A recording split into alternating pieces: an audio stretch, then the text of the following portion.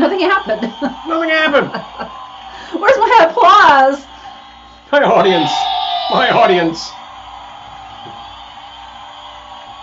Hello and welcome to the Velveteen Lounge. Hey, folks. Hey. Hi, Dime. Hi, Hugo. And hi, Eric.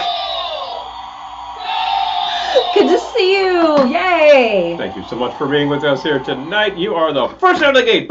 Happy Wednesday. Yay.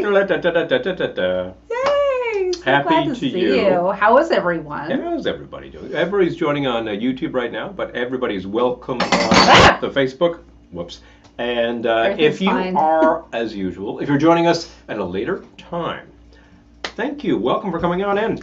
Reminder that you cannot comment on the comments that have already been delivered because this thing's going to shut you down. Can't comment on the comments that have already been commented. Because I've had some people say, I tried to comment, it didn't work. It's like, no, it's not going to work. But you can add a new comment, and we can take a look at it. So that's good. You know, we'll get notified. So that's good. Yes. Right? Yeah. Gravity's already taking over. Hi, Peter. Good to see you. Yeah, seriously. I know. Yeah, I was trying to neaten it up back here, and instead I just made it dangerous. But whatever. What else is new, right? And what else? Hi, Gettysburg Ma'am. And hi, Boom, boom, boom. Bill. Good Hello. to see you. Yes. Yay. Hello, hello. Hi, Mom. Hi, Lisa. Hello, hello. Yay. Oh, my gosh. Good. So many of our favorite people are already here. Yay. I'm so happy. That just means that you know when we go and you like to join in on the shenanigans right off the bat. Anyone? I do appreciate that because the shenanigans... Hi, Julie. The shenanigans commence just like that. Away we go. Thank you, Hugo. Already I'm knocking stuff over. Woohoo! No. Are you? Wow. It's a new record. Yeah, new world record.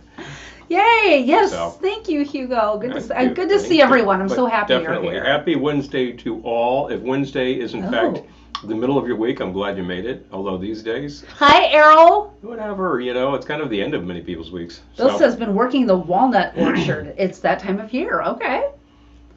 Actually, no meetings for Errol tonight. Yay! I do have a meeting tonight. Damn. I was hoping you forgot. I do have that meeting. Don't do it. Don't do it. Let's all chime in and shame Paul. I really should jump in on that for about 15 minutes and just say hi. Now, you know what you should do? Okay. Put on your headset, mute it, and then be here, but take the meeting. Listening to the meeting while it goes. I could do that. Okay. All right. We can make that happen. Nobody's going to be on video. I mean, the fact is that we're talking to Philippines, I think. So really, you're talking about basically a 12-hour difference. So I guess they're hopping on this call at like 8:30 a.m. Oh, Mom, Peter says hi to you. Yay! Hey, happy Wednesday, Mrs. Patterson. Aw, that's so nice. Indeed, indeed. There was a show in the 50s called Mrs. Patterson with Eartha Kitt. Anybody remember that? I recall that. I don't. Yeah, fun one. Yeah. Yay! Oh my gosh, I'm so happy you're all here. It's the Little Shop of Horrors. It's a Little Shop. We watched the 1960 version Sunday. That sounds about right, yep. And then last night we watched the musical again. I'd seen the musical back when it came out in the 80s, but I hadn't seen it since. So the musical, which of course was... hi, Gil. Good to see you. Very successful off-Broadway. And then did it actually play a Broadway theater for a few years? I have to look that up. Makes sense to me. It's playing now. Yeah. Off-Broadway, I think. Oh, now off-Broadway. Yeah, but, kind of a classic, off-Broadway experience. And I remember the ads for it at the time, like, Little Shop, see it at the blah, blah. But very successful in its way. And then, of course, there was the idea, like, make the musical, make it a film. And that was helmed by Frank Oz. And if you read up on that, at the time, it was really an expensive motion picture. Hi, Jennifer. Jennifer says, I remember seeing it with you. Oh, there we go. I love it. Yay. Awesome. Because it was shot in the UK. It was shot at Pinewood Studios, which is like, it was on the 007 set. The original. The remake. The musical? Yeah, the musical was shot in the UK. The one from 1960 was shot on Skid Row in Los Angeles because it was shot cheap. Hugo saw it on stage in London back in '84. It was very successful at the West End too. Yes. Little Shop played Broadway proper, not just off Broadway. Okay, I got to look that up. I got to see what's going on about that. I know it started off Broadway, but As many of the best shows do. Many of the best shows do, and then they kind of transfer. Rent was at an off-Broadway house, and then it was like, it got really, really huge pretty fast, and then things happened from there. So there we go, Little Shop no different. And it was an entertaining score, and it had a monster. What the hell, you know? It's kind of like Phantom of the Opera, but less hokey, you know? So at the end of the day, when it was time to make the movie, it's like, oh, well, let's make this sort of a big thing. And the filmmakers wanted this sort of fantasy element, and they wanted the entire thing to look Falcon, like that. Hi, good to see you. So I didn't want any location shooting, so they created their Skid Row. But it was expensive. It cost more than the movie Aliens, which was shooting next door at the adjoining soundstage at Pinewood. So this was like, whoa, this really could have stiffed because it just cost too much to make, but it was a huge hit. So, hey, good. Yes. Good for that, right? I love it. But it's highly entertaining. It's a great score. Spoiler alert, it has a different ending from the original film. Yeah. I'll just put that out there. It has a different ending than the show. It has a different ending than they shot originally. Yes. Apparently that did not test well with audiences, so they had to go back to Pinewood and spend more money to shoot a different ending. And it's like, you know, it's good. It works well for what it does. But it's highly entertaining. It's still good. And the original, the 1960 motion picture, not a musical, although it has a great score by Fred Katz, one right here. Really awesome piece of music. Can you see it? Oh, okay, you can. This was not released in 1960, okay? This film was way too cheap for that. But years later, Rhino Records is like, hey, wait a minute, we can access that whole score. Bang, and that's where I picked that up. Bill says, my wife grew up with George Lucas. Hello, there we go. Peter says, I remember seeing the original film on the USA Network. I believe it was on Captain USA Groovy Movies. I love it. Well, you know, for a picture that was shot that fast, that cheap, legendarily on a dare, but there's like there's debate about that too. Can you shoot a film in like 2 days? And the truth be told, it wasn't actually shot in 2 days, but it might have been shot over the course of like a week. Yeah. For a picture that is feature length, I think it's about like 80 minutes long. That's pretty impressive. That meant that you were like, you were just like doing setup, breakdown, setup, breakdown, setup, breakdown, bang, bang. That's like when we shot our little epic, and we had 2 days. But ours is only 10 minutes long. Ours is only 10 minutes, but we shot a lot. That one was a lot of footage. 74 minutes. Yeah. So, hi, Ryan. Good to see you. Ryan. So good to see you. But anyway, highly entertaining. Either of them. I say watch both. They're both worth your time. You can access the original Little Shop non-musical set myself up here. For pretty cheap these days. I think we found it off of one of the big services for free, really. Although we pay for one of those. And you can access the musical for not a lot of money. You know, and if you're like, I'd like to just own that, I'm sure you could just go on the usual sources and find a DVD, and away you go in perpetuity. Boom, boom. As long as your DVD player keeps working. That's the thing. Yeah. Anyway. Yeah. But you got a thing. You got a thing that involves a lot of greenery over here. Yes. So I have already sent these to our patrons, but what you got here? For my first drink of the evening, for my first hat trick, I will be making something called Botanical Bum, which Mr. Mushnick calls Seymour in the musical version. The Botanical Bum. Botanical Bum. So I'm starting with the Botanical Bum, and I'm starting with some mint. I'm putting a fair amount of mint into the shaker. Yes, my shaker. So we still have a fair amount of mint in the yard, so I went out and cadged a bunch. It smells minty. Okay. Minty. Yeah. All right. I think this is actually all spearmint. We have 2 kinds of mint out there, and I forget where the other one is. We have a lot of kinds of mint out there. A lot of kinds of minta. Okay. I will tell you. What are you growing? Jennifer asks. Okay, so right now we have mint, basil, rosemary, oregano, sage. Sage is definitely going back there. Several kinds of peppers. Yeah, we have serranos coming on. We have some jalapenos. Hi, Amy. We kind of nipped them all, so they're sort of like regrowing. We had a pepper plant that I was sure was jalapenos, and when I took a look at them again, I said, those are bell peppers. Gil says, Little Shop, huge fans of live theater over here. Yes, yay! Yeah, big. You know, I gotta grab the muddler. Hold on one sec. Grabbing the muddler. Hold the bus. All right. Yeah, we have bell peppers growing. I guess I had some seeds. I planted them. I didn't really know what was happening. They were not producing anything, and then so I kind of put them in batter up. So I got them more sun, and they started producing, and I take a look, I'm like, those are not jalapenos. So that's actually kind of fun. They're not getting huge because they're in a pot, but they're probably going to be about, sort of baseball size. Oh, Eric could use some oregano. Okay, so I'm starting with, so I put a bunch of mint in my shaker tin. Into the tin. I'm going to start with 2 ounces of bourbon. It's a good place to start. Botanical bum. Using the wild turkey, which actually I've been really happy with wild turkey as like. And the price is right. Yeah, great price, middle shelf bourbon, nothing crazy. And frankly, right out of the bottle, it's good flavor. So. And then I'm going to You don't get that middle shelf all the time. So. Oh, my lucky bamboo is still alive! Yay! I love it. We have our lucky tree over there is a money tree. Getting some buzz for a little shop recently. Of horrors. Yep. Okay, so I'm going to do a ½ ounce of Rocky's botanical liqueur. Hello. You know. ½ ounce may be all I have left. You're running very low on the Rockies. You might as well just kill it. Yeah. At that point. We basically had a ½ ounce left. And a half ounce. I guess that was. So no more drinks that call for Rockies this evening. Perfect. Okay. Thank you. All right. Bust this one away. And, we got to open this. It's a new bottle of sour cherry liqueur. Hi, Tracy. Good to see you. All right. Well, this one here is about to make... yeah, Peter. We've grown Scotch bonnet peppers here. Absolutely. Yep. Yeah, we made hot sauce out of them, too. Whoa. Yeah, the Scotch bonnets are for real.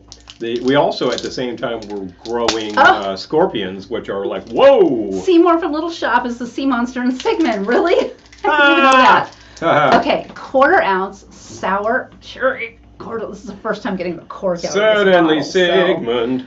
Oh, okay. Yeah, Tracy's asking what cocktails is everyone drinking? So I'm making one called Botanical Bum. 2 ounces of bourbon. Straight out of the script of the musical. ½ ounce. If you can ever get that poop.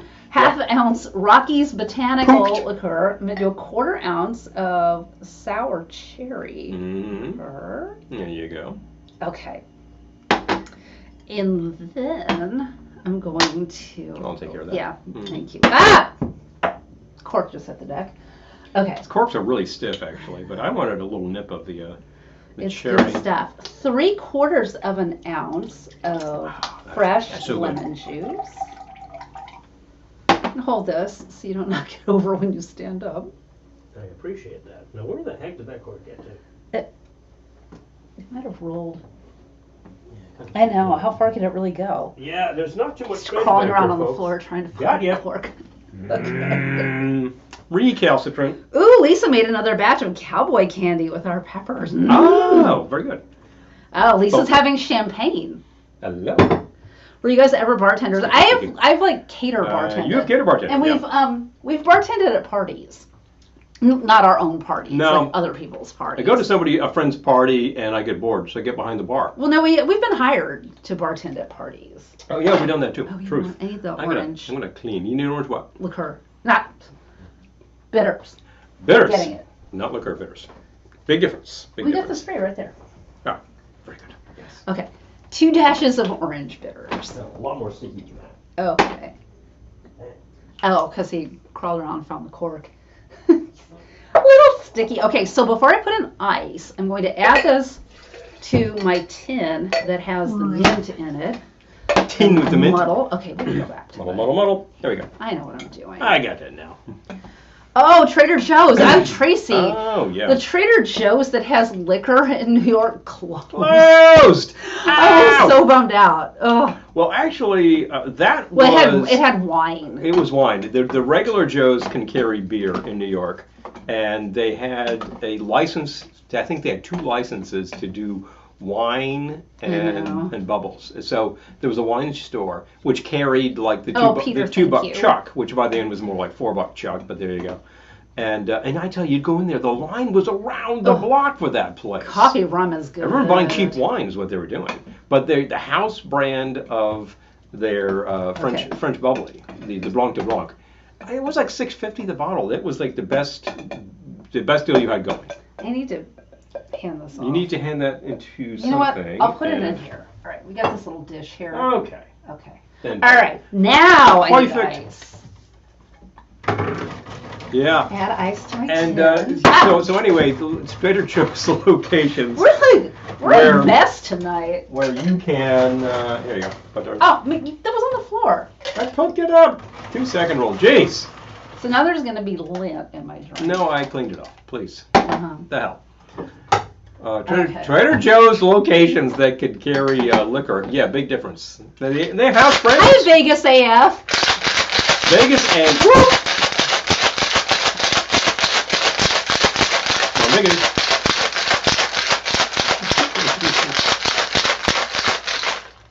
Okay. So, okay. Now it's cold. That is cold, which is the point, but dang. Mm-hmm. All right. That is cold. All right. Strain into my cocktail glass. Do we have any chilled cocktail glasses? As a matter of fact, we do. All right. I will take one. Ooh, that smells minty. Pretty minty. Okay, yeah. And zip. Okay. And there Thank you go. you. Ah. Does that have a crack in it? No. It's just No. the ice. All right. I think it was just, yeah. Oh, yeah. I've got all the little shards of mint in here. Minty bits. I will show you in just a sec. Slightly mojito-esque.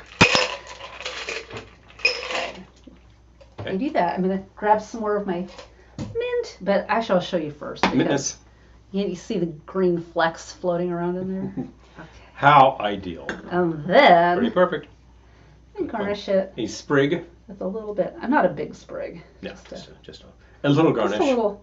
Something that would garni. fit into a cocktail glass and stay there. Botanical bum.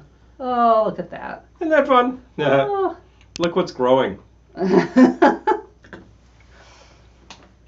Lisa called 2-second rule on an M&M years ago when we were dating. That's the other deal.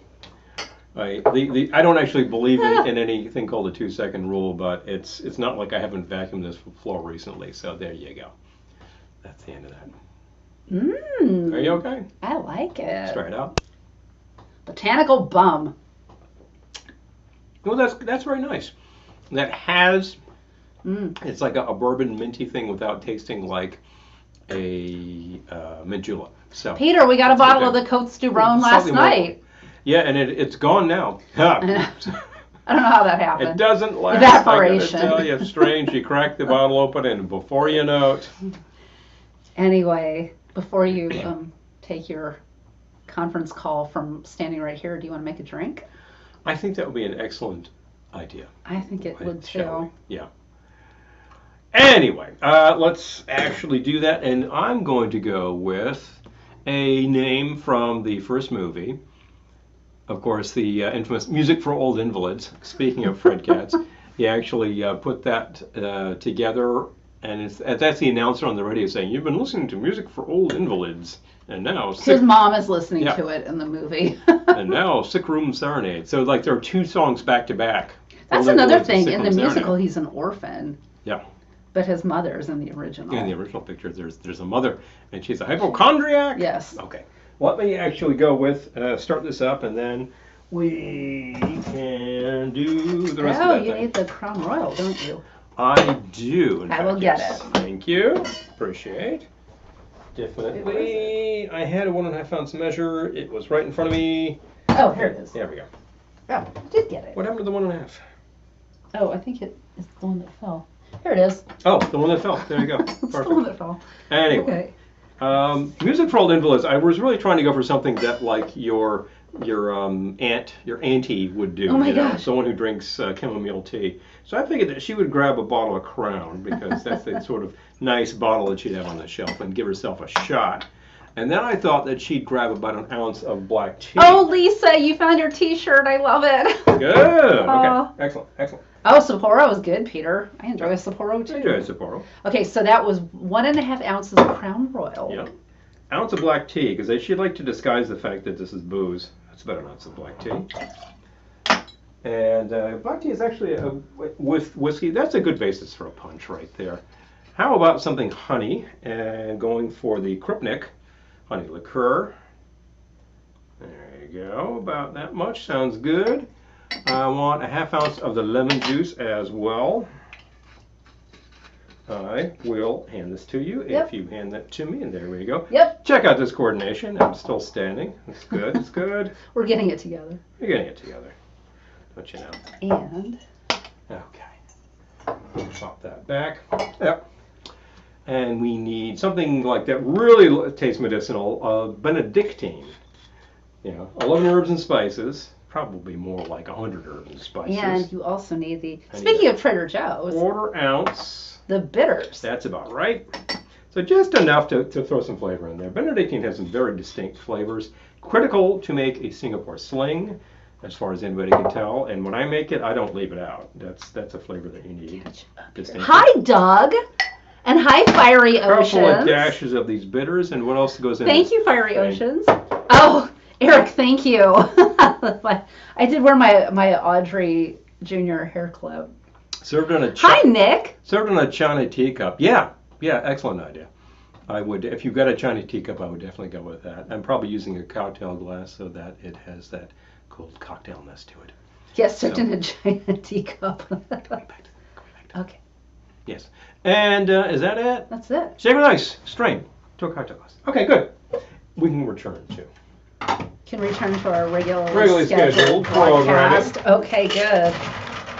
Oh yeah, honey liqueur is good, right, Nick?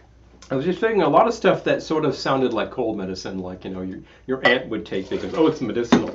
Well, the medicinal part is the shot of booze that she puts in to begin with. How about a little Crown?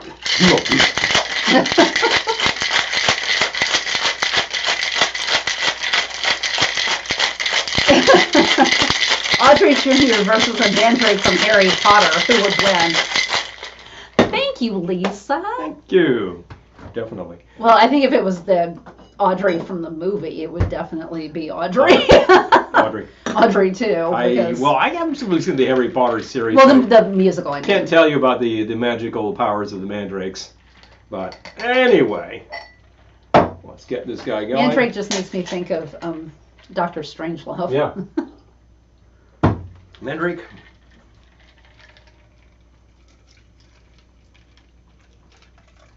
Oh, that's a pretty easy pour. Music for old invalids. Music for old invalids. Very carefully pass that to you. I don't want to spill.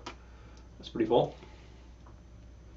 That's so funny. It's good, but it tastes like something an old invalid would drink. A little bit of tea, a little bit of honey. It does. Something very medicinal tasting. Oh, Jennifer's asking where I got my hair clip. I think she's on Etsy. Let me see if... I just want to make sure I recommend the right person. Her name was Fancy Fruits. All right. I have to go set up a call. Go come back. I will do that, but I'm taking this. Well, yeah. Okay, Fancy Fruits. Oh, I should be looking for stores. You know what? I'll take one of those curls, too, by the way. Oh, yeah. Here. I should have done that on camera. But I'm taking a curl and putting it in. Oh, here we go. Fancy Fruits on Etsy. I'm seeing if she has any of these now, but she just does like a lot of things. But that was where I got it. I got it from her. Fancy Fruits on Etsy. Oh, I see one that she sold in just September. So yeah, she's still doing Audrey. Yeah, I recommend highly. Oh, gotta catch up. You don't think the noise a mandrake makes would psychologically affect Audrey in any way? I'm not sure, honestly. Oh, Errol, thank you. I love the Ghost Stories album, yes. Oh, the grandkids used to spend the weekend and Lisa would let them listen to this 1930s scary radio. I love it. Afterwards, they tell a scary story. Oh, hard not to laugh, but they loved it. Oh, I love that. Well, while things are happening, I can note that I've been listening to everything behind us, with the exception of some of the story records because they're kind of long. Haven't actually put on the Hi, Suze. Hitchcock Ghost Stories. This is for very young people, as a matter of fact. But I listened to the side one of Spirits and Spooks for Halloween, someone up by William Conrad, and that had a long tale from West Africa about tricking the witch, which is kind of great. The Swarm is totally overblown and ridiculous as the movie, but pretty enjoyable. Spike Jones and Hi-Fi, recommendable. A lot of fun that. The Disney Trick or Treat, one side of that is the Haunted Mansion. That's always kind of fun. Psycho is amazingly subtle. You think this music, which is well known, is going to be all screechy, but it's actually pretty subtle. Eric's wondering if you heard the Ghost Stories album as a kid. Maybe. Never did. Never had that record as a kid. No, if he did. Oh, if he did. Oh, yeah, maybe. Yeah. Maybe. It could be. And Little Shop, you probably could just go and download that. I'm wearing the hair clip, Bill. Right now. I've got an Audrey Jr. hair clip. Oh, yes. Absolutely. So, Little Shop, we just heard the other day, great music. Absolutely. Are you ready for Bob Mould in Albany? When is that? Next week. Are you going? Yes. Do you have a ticket? Not yet. But neither does Peter, so there we go. So, anyway. Next week, when? Next week, Tuesday. Oh, that's going to be interesting. Yeah. It's going to be pretty tight, I guess. Because I have an appointment in the city at like 4. I guess I'll be taking an Uber home. Anyway, oh, Jennifer found the shop. Good. There's a lot of fun stuff in there. You'll have a field day. Dime wants to know if you own the Boris Karloff Tales of the Frightened albums. I don't think so, because I feel like they would be on display if he did. That's a big oversight. Well, oh, Amy's seeing Bob Mould on Sunday in Amherst. Okay, good.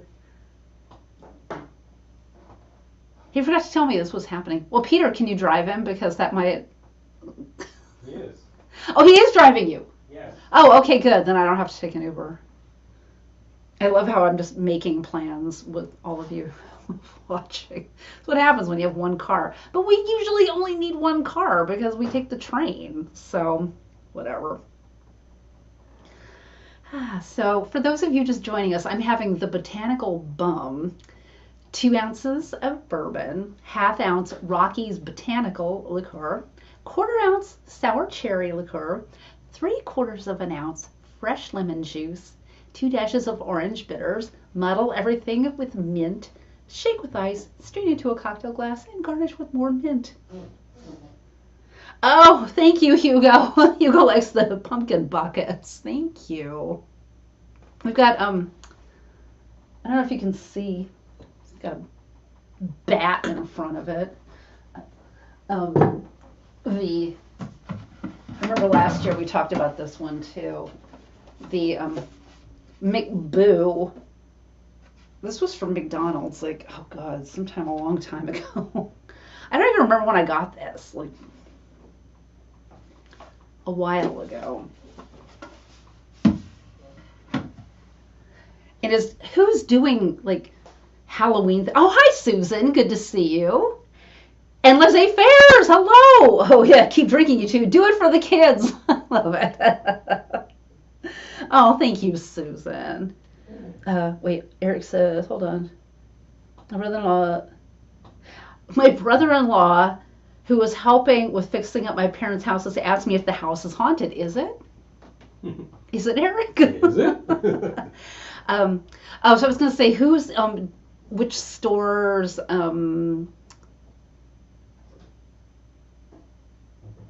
fast food places, I just mentally had a breakdown there for a second, are doing Halloween things that we need to collect this year. I know there's Lewis, the Halloween, the tall pumpkin. That came from one of the stores. Lewis pumpkin, that one came from Target. This year's viral Halloween jack-o'-lantern. So, yeah. Just wondering, like usually every year there's like something that everyone like runs out and has to have. I guess this year it's Lewis, but oh, Eric says I had weird experiences growing up in it. I can say that. Okay. You know what? I'm not gonna say I wasn't there. I'm not gonna say you didn't because like we were talking earlier about.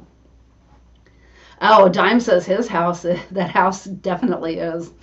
We were talking earlier about UFOs and. You know, a lot of the early stories, people think people are nuts who saw them, and to hear some of the stories, maybe they were, but I wasn't there. That's all I can say. I can't rule because I wasn't there. I feel like our house, okay, I'm going to say this and I'm going to jinx this, but I feel like our house really isn't. This house had 2 owners before us, and the original owners were not here very long. It's from 1938. And I think by the 40s they were out of here. And then the people bought it and then stayed in here until we bought it. And I'm sure someone died in this house. I know the woman didn't, the woman we bought it from, because we heard from the neighbors that this is not my expression, but the old lady who lived next door to us on that side told us very sincerely, yeah, she had the old timers and they moved her into a home. So, oh wait, Eric says, I remember being a kid playing loud in my toy box and saw a figure that looked like my mother, but then I hear her doing dishes. So when I look back, the figure wasn't there. Okay. Bill says, have you ever seen a UFO? Only in the sense that I've seen things in the sky that I couldn't identify, but I never thought they were an alien spacecraft. Paul tells a story about one night when we lived in Queens when he saw something and he really was like, what is that? I'm talking about your UFO story. I'll let you tell it. I've seen What happened to your meeting? It's been moved. To when? Midnight? Next week. So 1 week from now. They keep moving this to Wednesdays. I could do Tuesday pretty easily, and could certainly do Thursday, and then suddenly like Wednesday. We should all raise a glass to Betty and Barney Hill. Okay. Oh, jeez. Yeah. Yeah, I remember at the time seeing the television dramatization of their experience called the UFO Incident, and that will freak you out when you're a kid. That was really, really freaky. However, they had a unique experience, and they actually had very disturbing dreams, and they sought psychological help. So there was a doctor, I believe it was Dr. Simon in Boston, that they saw, and he used hypnosis to actually have them recover memories, and they told some strange stories. Bill says our former office building had a person die in a fire in the building. Oh, that's sad. Oh, that's gruesome. That's really sad. That's grisly. But on the hills they had. Bill says I did in the local newspaper. Did a story about what I saw. Okay, good. The hills had a unique experience, and their psychiatrist didn't necessarily think Daniel. that they'd been visited by aliens, but he thought that they had something singular. And hi, Mike. Something kind of unique. So he didn't really know fully what to make of that, actually. However, what happened was just a few years after they had their experience and after they'd had the counseling, they basically wrote a book, and then they hit the book trail, and bang, that launches the whole contactee thing from that point onwards. I mean, there's stories before then that are like that, but that one really pushes it to the forefront. Lisa says, a long time ago, my parents used to play with Ouija boards. I want a Ouija board. And weird things happened all the time after that. I love it. I want one. I told you I want one. So the Ouija? Yeah. I want a Ouija board. Gee, we used to have one in the house. I'm surprised we didn't actually nab it. My mom used to do seances in our house growing up. I love it. Oh, boy. Girl says, saw something weird when I was about 17. Gray figure walking up to our house at 2 a.m. Oh, man. Heard the back door open, freaked out, and woke my dad up. He wasn't happy. Nothing there. Well, maybe you scared it off. Brother experienced the same. Whoa! Oh, man. Maybe he's scared it off. Yeah, people will see all sorts of things. How do you guys not have one? I know. Okay, so I've had 2 experiences that I'm not going to say were supernatural, but they were weird, and I cannot explain them. One was when I was on tour in the Wizard of Oz, and we played this old theater. And I remember we were in there at night for some reason, because we usually did daytime performances, but I was just in this room where I was alone, and I definitely heard movement behind me and nothing. Now it could have been a mouse, I don't know, but old theater. Oh, good night, Amy. Night. We'll see you. Oh, hi, millions. Joe. Ha ha ha. Don't get a Ouija board. Haven't you seen the movies? Haven't you seen Witchboard with Tony Kitsch-en? I have seen Witchboard with Tony Kitsch-en. And then the other one, I had this jacket, and this is back in the 80s. And I swear there was nothing in my pocket. And then the next day there was something in my pocket, and it was like a bottle cap or something, but it was not something I drank. And I'm like asking my boyfriend, did you put that there? Did you put? He's like, no. And like, so I have no idea how that bottle cap got there. Funny business. Yeah, but to this Dancing. day. Night, Jennifer. Night. So good to see you. Awesome.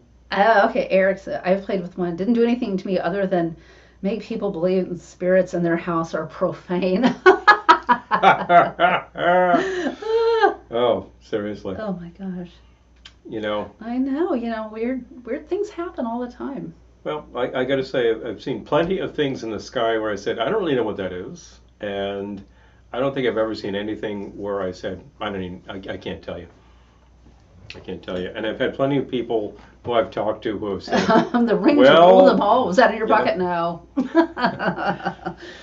But I've had plenty of people actually talk about their experiences. A guy I used to work for actually had, when he was a teenager, and this like craft started like following the car. Reported it to the Air Force, and they said, okay, great. And then the next day he's calling them up and they're like, what report? Hi, Russ. So something odd was going on. Russ says, my life goal now is to slip as many random bottle caps into people's jacket pockets as possible.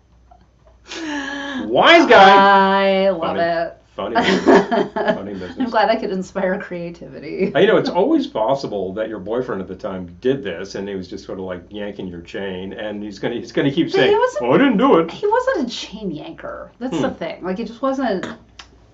It's just not. I mean, like I said, I don't know, but it would be out of character. Yeah. So yeah. Can't tell you. Things come, things disappear. When I was Joe says I would do that. I would do that. When just start seriously. If you're gonna do it, make it something worthwhile. And make it a really weird bottle cap, like a Moxie or something, or Cheerwine, and people are like, what is this anyway? Or like some sort of weird like troll doll or something. I don't know. Well, now you're it's not like little, but now you're making people think of like what am I thinking of? Voodoo dolls and stuff. Oh, and that's gonna freak people. Well, it freaked me. It freaked you at the time. Is that true? Oh, Facebook froze. Daniel moved over to YouTube. Well, I'm glad you're still here. Yay. Glad you're still here. You always have the option, and if this decided to freeze, you could always try Facebook. Although right now I wouldn't try Facebook because Bill says, as I grew up, I did have some very strange friends. Oh. Well, one of my longest, I'm not going to say oldest friends because that's rude, but one of my longest friends was just here, but she had to check out Jennifer. Yeah. Yeah. So definitely. Oh, Peter says, I remember seeing a light shooting straight up in the sky on Route 84. One thing that's for sure, if you get enough darkness out there, and we are in a city, so it never gets that kind of dark, but we've also had the power go out a number of times, and then you've got the whole night sky up there. Yeah. If you take a look up there and just keep watching long enough, you'll see like just dots traveling across the sky. That's usually a satellite. If you know when it's happening, you can see the International Space Station, because that will make a transit of the sky. Mm-hmm. Now, it has to be at the correct angle for where you are, and where we are, we're probably not at the correct angle for a lot of stuff. Like we very seldom get like a really quality eclipse. That's happening in like the Maldives or something of like, oh, great viewing location for that. I'm like, well, that is a bit remote. But where we are right now, like we occasionally get a pretty decent sort of thing. Hugo says we had a UFO follow us across the Skyway Bridge once. It turned out to be bird poop on a windshield. Errol says, LOL, Kelly, it's out of character for me not to get grease and stains all over me when I go to the farm. But I do come home clean sometimes. Sometimes. People will tell those sorts of stories. Well, I remember I've seen some weird stuff that I thought I can't explain that. And there are real phenomena. Like if you go outside in the winter, you'll see like a lot of atmospheric effects. And if you see a bright point in the sky, like you're seeing a planet, like say you're seeing Jupiter up there, right? Then you can actually have like, cold and hot currents, which will cause it to change shape. And you go, whoa, this thing actually like it got big and then it got small. Yeah, that's an actual optical phenomenon. of the atmosphere, because we do have an atmosphere. Bill says, look up Ed Kemper. I brought him into the Santa Cruz JCs. Oh, okay. I will. There we go. So that sort of thing happens, and like I said, you can certainly see dots traveling across the sky. Like it looks very high because, of course, it is. It's like a satellite, and you'll see it just like ooh, travel. You can certainly see shooting stars, which are actually meteorites. Well, I was saying earlier this evening, I feel like we're going to be hearing about a lot of sightings because everybody and their brother's launching a satellite these days. So some of them fail, and then you can see that come down. Mm-hmm. But stuff is hitting our atmosphere at all times. Usually it's pretty small and burns up, and you don't really see it. It's way too small to see. But if it's of any kind of size, it'll incinerate because it's traveling very fast. It hits the atmosphere, and there's a ton of friction. Bang, that's going to go up. If it's big enough, you'll have a whole event like happened over, I think, Eastern Russia some 10 years ago. That was substantial, and of course people had video and everything. It really looked pretty stunning. As we grow up, some things happen around us. Yes. Yeah. Well, they do. They do. I mean, I know people who have had experiences that they're positive are a loved one who's moved on, communicating with them. And again, I can't say it's not. I don't know. If you feel, you feel. I have never had that experience. I haven't either. But I dream about my relatives frequently. I do too. And I can't say I'm getting a very specific message there. Some people are like, oh, they told me this, they told me that. I don't really get that as much as I get images. I get sort of impressions of, and when I think about it, I say that's in keeping with my experience. It's things I know, and it's things I've been thinking about. So that happens, and I told my sister about that. She said, oh, I hadn't actually been visited by Mom in dreams yet. And I have dreams. I had a dream about my dad last night. Yeah. I have dreams a lot about people. I dreams about your mom, dreams about my grandmother. Yeah. I dream about them a lot. I don't know what that means, but you spend a lot of time with these people, and they're figures and they're characters in your imagination, and they're there. So that's liable to turn up in the dream world. The dream world is all about processing your thoughts during the day, as far as anybody can tell. Eric says, I knew I wasn't with it when I saw a weird flickering morphing light in the sky through the window. Went out, and it turned out to be the moon with slightly waving trees on the way. Happens. That makes me think about Poltergeist, actually, with the tree outside of this window. Freaky tree. Yeah. Errol says, showed satellites to Lisa way back in the day. Easily seen at the farm. Very little light pollution. Yeah. Okay. If you have good access I need a new to that shaker. sort of thing. Okay. That one should be ready to go. It doesn't have a glass. That has the metal part. I want one with the glass. I want the glass. Well, I did not whine there. let me find a glass for I said it emphatically. Trade you. Thank you. Perfect. All right, I will trade you. Fair trade. He likes to measure with the little, these things. I like to measure with the metal jigger. It's accurate. That tree, and then of course that freaky clown dog. We just watch. For some reason, I always watch Poltergeist with the sound off. Usually because we're listening to the radio, and I want something on the TV. And I've seen Poltergeist so many times that I can just pretty much watch it, say the dialogue along with them. Watch it, quote it.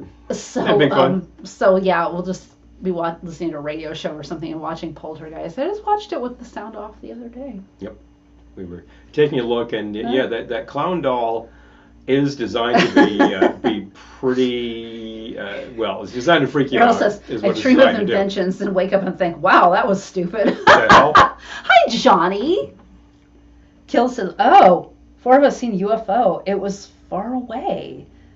It had a rainbowish outline, see-through, sort of looked as if it was cloaking itself." Cloaking device. Well. I love thinking of that. This is all possible, why not? Oh, Johnny has the clown doll prop. Hello. Oh my God. Someone who's not afraid of freaking people out when they come over. Yes. Johnny always has the best costumes at Ohana. Yep.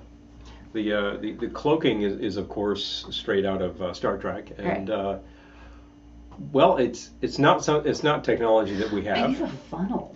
Although there are ways to fake out radar. I need a tiny little funnel. A teensy tiny little funnel?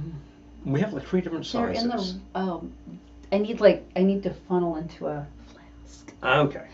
Okay, so for my next drink, I will be making something called Dr. Slurp Saddle's Famous Tonic. Also being drunk by Seymour's mom in the original Little Shop of Horrors. So, Dr. Slurp Saddle's Famous Tonic starts with... I think that this will do you. An ounce of... That's perfect. There you go. Thank you. An ounce of amber rum. And I think there is some amber rum left in here. I'm going to end up pouring this whole drink back in here, but... She's got the amber rum. Oh, there's more. I got to pour it into something else. Okay. I need a different flask or something. Okay, yep. Peter's quoting the Lady in the Radiator and Eraserhead. Yeah, Eraserhead is a pretty good way to freak people out. That one is something else. No question. Oh yeah. Oh, Eric. Yes, I could do. I was thinking about that Poltergeist episode recently. Oh yeah, Lady in the Radiator. Okay, so 1 ounce of amber rum, 1 ounce of this is a new bottle. Stiggin's Fancy Pineapple. You got the zip strip? Oh yes. Yes. Very good. Got to get the zip strip. The movie is freaky and still have my wheels spinning. Yeah. There are ways in which garbage. I'm trying to remember. Why am I forgetting the director now? It's Twin Peaks. It's David Lynch. Ways in which Lynch actually captures 1 ounce Stiggin's Fancy Pineapple rum. Very specific fears very well, and it gets under your skin. And because he had done Eraserhead, which took something like 6 or 7 years to complete, by the way, so it has this weird look to it there, where it's sort of like always a little out of time. Apparently, who was it? Mel Brooks saw this and he was like, "That's the guy." He wanted him to direct the Elephant Man, so that's how he got David Lynch on Elephant Man. As a matter of fact, and I remember seeing that at the time. That was very well done. Romulans. Okay, so 1 ounce amber rum, 1 ounce Stiggin's Fancy Pineapple rum, 1 ounce Green Bar Poppy Amaro. Mm-hmm. Apparently they're just calling it Poppy Amaro now. No, half ounce. Half ounce. Did I say an ounce? Half ounce. I thought you said half ounce. Okay, but half ounce. Half ounce is all you need. That's the right Green amount. Bar Poppy Amaro. Caroline from the Other Side is very reminiscent, of course, of the Twilight Zone episode, which I believe was titled Little Girl Lost. That is about equally freaky on 1/10 of the budget, less. I mean, it was cheap. It was a TV episode. Half ounce fresh lemon juice. Their fourth dimension in that is really cool. And 3 dashes aromatic bitters. Mm-hmm. And you got the lemon juice too? I already did that. Excellent. There we go. Oh, and this on the Elephant Man. Yeah. Very well done. Very well done. It's something that manages to show the cruelty of people and the humanity of the person who's living with an extreme deformity. Yes. By John Hurt, I believe, actually did. Yes. There was I'm not left-handed. This is awkward. Tis. Okay. Yeah. Hit me there. Okay, let's get rid of this. I should pick up that other one too. Left-handed is awkward. Okay, wait. All right, so shake with ice.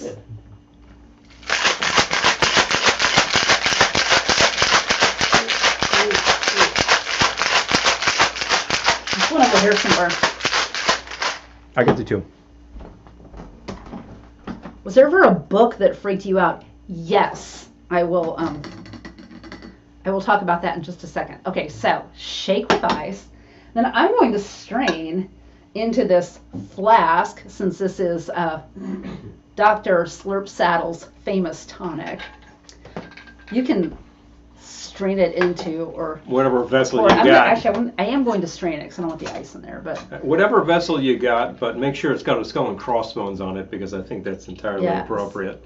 I got it. You sure? Yep. Absolutely. I just want to make sure, because that's a lot of fluid. Although I need to lift this because... Yeah, you got to get some air in there. Yep. Doop, doop, doop, doop, doop. Okay. You don't trust me, do you? Well, I think it's a little shaky, and I know, I trust, but this is bopping all over the holding it. the deck there. And I think total volume should be like much less than what's this flask, agree. so should be okay. Yeah, it's I hear sounds out in the tiki room. different. I do hear sounds. Hi, Kawaka boy. Good to see you. Yeah. The Ouija, we had one in the house as a kid. I think we had two, as a matter of fact. There was one that was like that classic design, and there was one that was much smaller and very compact. Oh, there's plenty of room in there. Yeah. Wait, hold on. Oh, we gotta go back. Yeah, we'll take a look. Okay. Oh, we gotta talk about the book that freaked you out. Okay. Yeah. Oh, Nick said Elephant Man was amazing. Yes. I remember my sister and Old one of her Testament. friends actually did Ouija, asked a question, and then got a whole bunch of information out of it. And it wasn't really anything you could verify.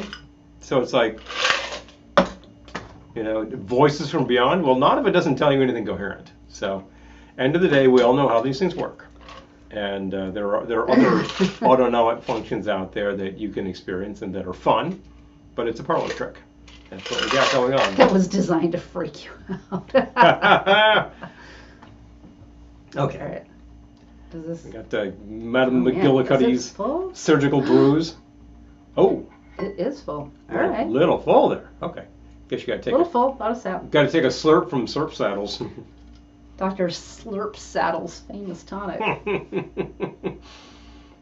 Good takeoff on the patent medicines of the 19th century. Really good. Themselves all pretty suspect. As all the best patent medicines are. Oh, that's actually much more balanced than your typical patent medicine. Okay. But it's got a certain Thank you. bitterness that it tells There's you a little extra in there's here. some effectiveness. Mm. It must be good because... Oh, yeah. Oh, yeah. Okay, so. Ah, Slurp Saddles. Only the finest in this house. Okay, gotta go back. If I ever did a Ouija boarding, I'm asking for lotto numbers. Yes, of course. Absolutely. I want the lotto number that's going to win like $50,000. And you think $50,000? I think Ellen would make it crash. Wait, what? Huh? I just think like I missed my something. chances of winning the $750 million are so remote, but the chances of winning $50K is actually pretty good, and I could use the $50K. So Dime says I had all these into really that. nice Ouija boards back in the early 2000s from a store on eBay called Portals from the Beyond. From the Never used them. They were very decorative. Ooh. Well, That's like tarot cards. People who collect tarot cards. I mean, there are so I many. have one deck. Yeah, there are. We had to get a deck last year when we were suddenly telling tarot, but there is the classic deck that everybody knows, which is the Rider-Waite, and it's very nicely decorated. It does not date from the 14th century. It actually dates from about like 1897 or something along those lines. Yeah, I was going to say like early 20th at century, best. Yeah. They're very pretty cards. They actually do display all the suits nicely. It is the basis for our deck of playing cards. Oh my gosh. But apparently back in the day, they weren't really used to tell fortunes. But you get to the late 19th century with all of the occult people, bang, suddenly tarot's big stuff. Eric says, I remember one summer I was playing a video game, then a transformer outside was buzzing and shorting out, affecting the electricity. And when that happened, my initials appeared on the TV channel. What? Daryl says, when we hear sounds elsewhere in the house, it's usually a mouse in our live trap. I release him or her outside, and of course the mouse probably gets back in the house before I do. Gotta drive them like 10 miles away and say, here you go, pal. I was walking up the subway steps yesterday, and there was this mouse just like running back and forth across the steps. And it had nowhere to go.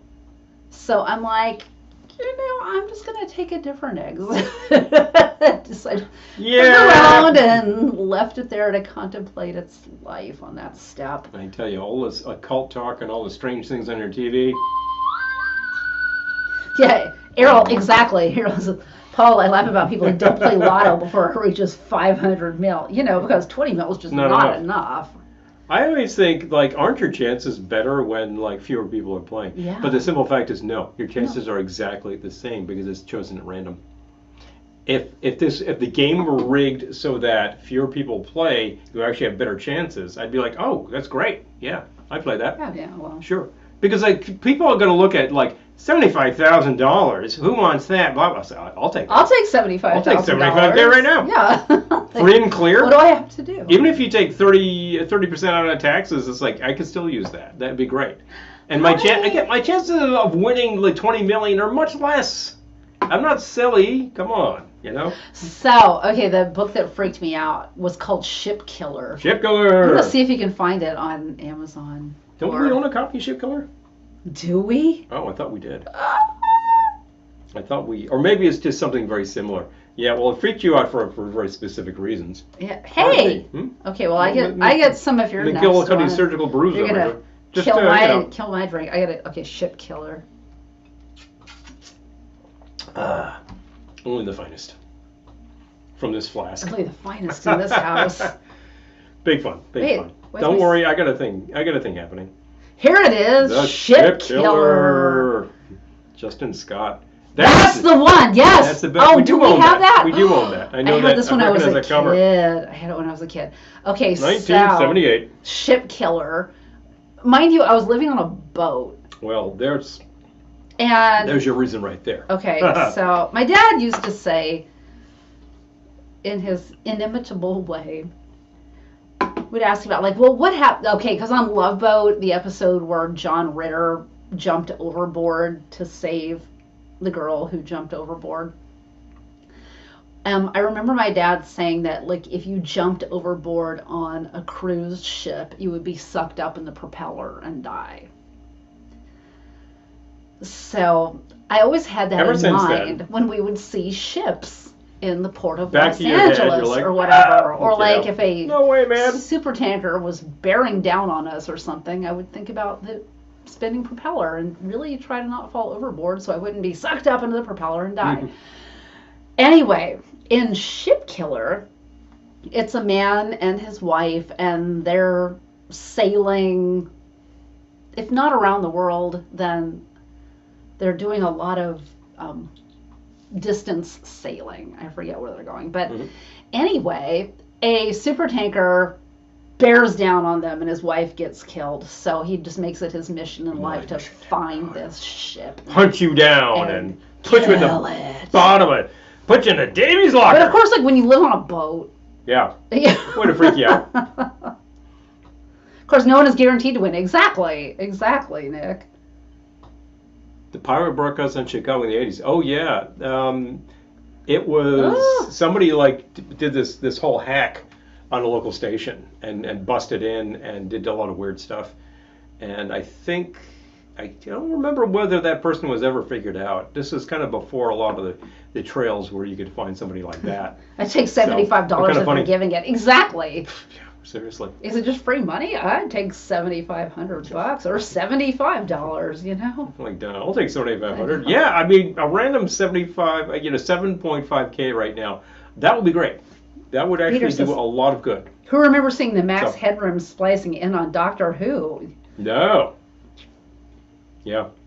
We'll have to take a look at some of these things. I know that I had read about that pirate broadcast in Chicago. Mm-hmm. And I do remember that. Yeah. Well, I don't remember it, but I've read about it. Yeah. And it was pretty weird. And they, I forget whether they did anything like really scatological or anything, or whether they were just goofing on the station. I've never seen All Is Lost. Have you? No. Oh. Okay. Seen All the President's Men.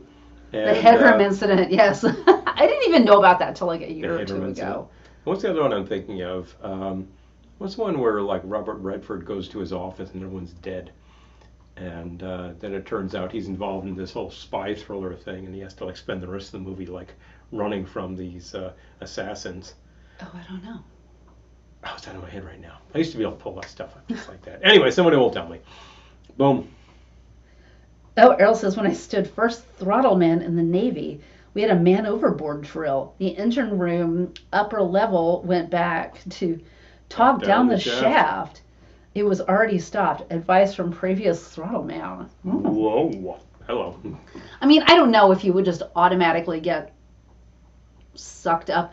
Wasn't there that kid who fell overboard from the cruise ship recently who got rescued? I have to see. have to see what's what. Anyway, I gotta look this up. I need You a need to make another thing, one. and you need to look something up. So let me take a look what the heck I'm doing. I'm going to make a little something inspired by the first picture called Moonlight on Skid Row. And we're going to use some really high quality ingredients because, what are you going to get on Skid Row? We're going to start with a shot of unaged corn whiskey. That sounds reputable. Actually, this comes to you, this is the Indian Kettle Smoke, which comes to us from Lake George Distilling. It's a pretty nice product. If you're ever at Ohana, you can walk to their storefront. And you can do all sorts of samples, and then you can buy cocktails and stuff, and you can buy a little hooch.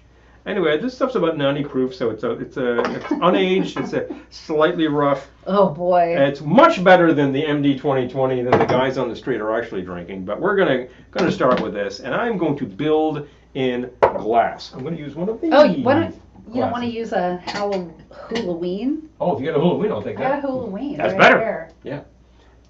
When you build in glass, why don't you put some ice in there? Good idea. I'm using my right hand because I'm bearing in mind the trouble you're having with your left, and I'm like, I would have similar trouble.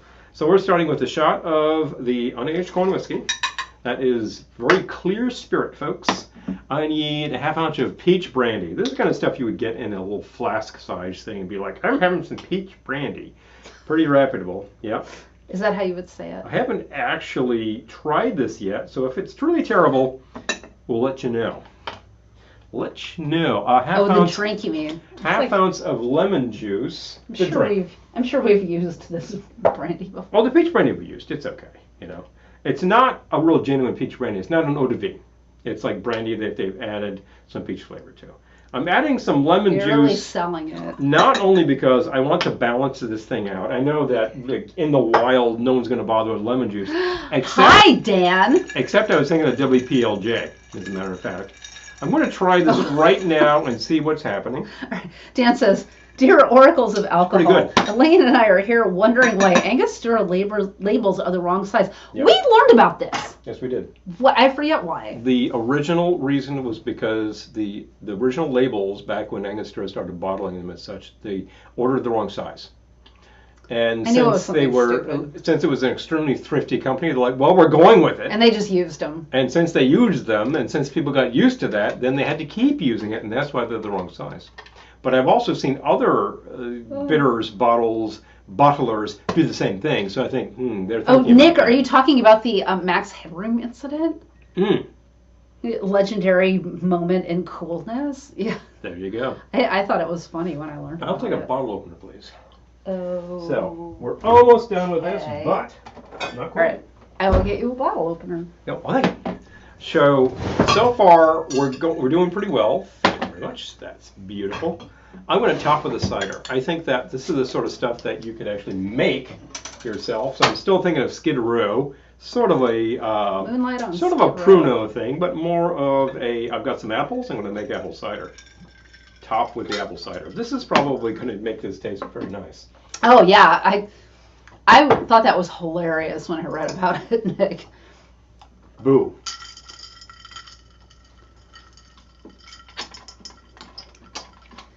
Dime. 1 ounce sterno, 2 dashes of hairspray, half ounce of Listerine, muddle in some freshly pickled dandelion, just to take the edge off. Now, just to make sure that all works properly. Does anyone remember the film? That's no joke. The Andromeda strain? Yeah, it's a real thing. That corn whiskey is just punching right through this whole thing. Andromeda strain, where there's like this whole town gets killed by some alien bacterium, except for like this little girl and a bum. And they've been drinking sterno, which he calls squeeze. Well, we were drinking the squeeze. Now, sterno, as we all know, is denatured alcohol. Denatured alcohol is what's in this. It boins, but they put something in it so it doesn't taste very good. So you don't drink it. If I ordered that in a place and it came to me, I would drink it. That corn liquor is really punching through. It's a very distinct flavor, And I got to tell you, if you decide to make something like this, you might try a different base. I think Diamond's giving us an alternate recipe for Moonlight on Skid Row. But I tell you, I was thinking about like what do you have on Skid Row that you could access some pretty cheap liquor and etc. Corn liquory. The corn liquor is not cheap. It's just actually a little rough because it's designed to be unaged and straight off of the still. Well, we bought it. We tried it in the store. We're like, yes, please, sell me a bottle. So. It is a little smoky. I remember very smoky. We actually shot an episode at a distillery. It was the Black Dirt locally, which is really a branch of Warwick, which Dan knows well because they make the liqueurs. Sour cherry cordial. The sour cherry cordial. Warwick found that when they wanted to make whiskey, they didn't have capacity, so they bought a piece of property and put a still in, and now they're making the bourbon, the Mountain Dew, yes, the Mountain Applejack, all these things. But while we were there, they were distilling this stuff off at like 140 proof, and he says like, here, just take a taste. So you put a finger in the White Dog, and it's very pure, and it's very fiery because it's like 140 proof. So Eric, how do you know they're farts? How do you know? Just asking. Yes, Russ says Mountain Dew would be suitable. I agree. Nick says, legend has it electric shave aftershave is called the green lizard because of what it makes your tongue do when you drink it. Man. Oh, whoa. Wow. I got to think that electric shave might just be isopropyl, which is not a drinkable alcohol. I mean, neither is sterno, although it starts out life as ethyl alcohol, so I understand. But Lisa, man. oh my gosh. Okay, Lisa says, I feel like I need to drink out of a paper sack. Yes. There has to be a drag queen named ethyl alcohol. If there isn't yet. It really should be. You're welcome for the name. Does anybody remember back in the day when gasoline was called ethyl? No, that was a different ethyl. I do not remember that, but like my grandparents would call it ethyl. Ethyl, because it was the brand name. The ethyl in that case was tetraethyl lead. It's got to come out somehow. That was leaded gasoline, which was We're totally on Skid Row right now. Oh, seriously. man. I'm thinking about... Skid Row is awfully clean in Little Shop of Horrors. I'll just say that. Little Shop actually did come up with a very specific look. It's a very fantasy look of Skid Row. And there's no way to look elegant when you're drinking out of a flask. The flask that says snake oil. And the Little Shop from 1960 was shot on Skid Row in Los Angeles, which it was. A lot of it after hours, some of it in the train yards. It's got a really gritty look to it. Yep. All these shots of people chasing people, which was shot really fast. But it looks fabulous. It's kind of great, and they've got great character actors doing what they do. Ethyl alcohol, not propyl alcohol. Not propyl, yes. There are lots of different types of alcohols out there. And some of them we're drinking right now, but this is ethyl, as a matter of fact. This is coming to you at about, I believe, 90 proof. I decided to use a little less, therefore, because I don't need to, faceplant tonight. I was going to say, it's going to be super fun when we get our flu shots tomorrow. Oh, boy. I decided not to get it today, therefore, because you get your shot and then you have a few drinks. Oh, man. Down for the count. I got my eyes dilated today. Not by alcohol. Oh. Yes, Lisa says, my mom would tell the gas station attendant, fill it up with ethyl. Yes. That makes me think about my grandparents. Ethyl was a trade name for leaded gasoline. And this is what happened back in the day. I do remember when you would tell them, I'll take $10 of unleaded. Unleaded. Yeah. As opposed to. Leaded. I do remember back when you had a choice. And, I'm sure that the car that I started riding in was taking leaded gasoline. And then, my mother replaced that car. That was the first one with the catalytic. So then she had to go to switch to the unleaded, which people increasingly did. Now, the whole thing about leaded gasoline was it's kind of a scam. It was something that worked, and therefore it was done. It allows you to have higher compression in your engine. It's still used in aviation gas. They're still using leaded gas.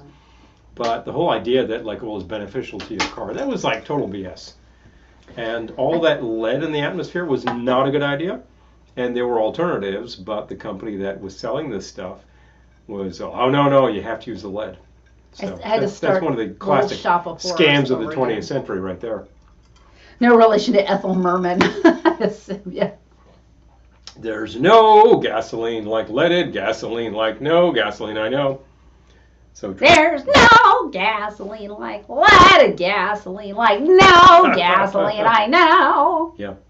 Tetraethyl, by the way, is extremely hazardous stuff. The people who are making this in the plants. I feel like tetraethyl sounds like a creature that would be in Jurassic Park. I think those guys tetraethyl were exposed to very hazardous. The first like crop of them, actually, some of them just went nuts, like really fast, and then like they probably put a few safety measures in, but they probably ended up just dying of cancer eventually, like the guys working in the plants doing asbestos and all that. Yeah, I'm just talking about that.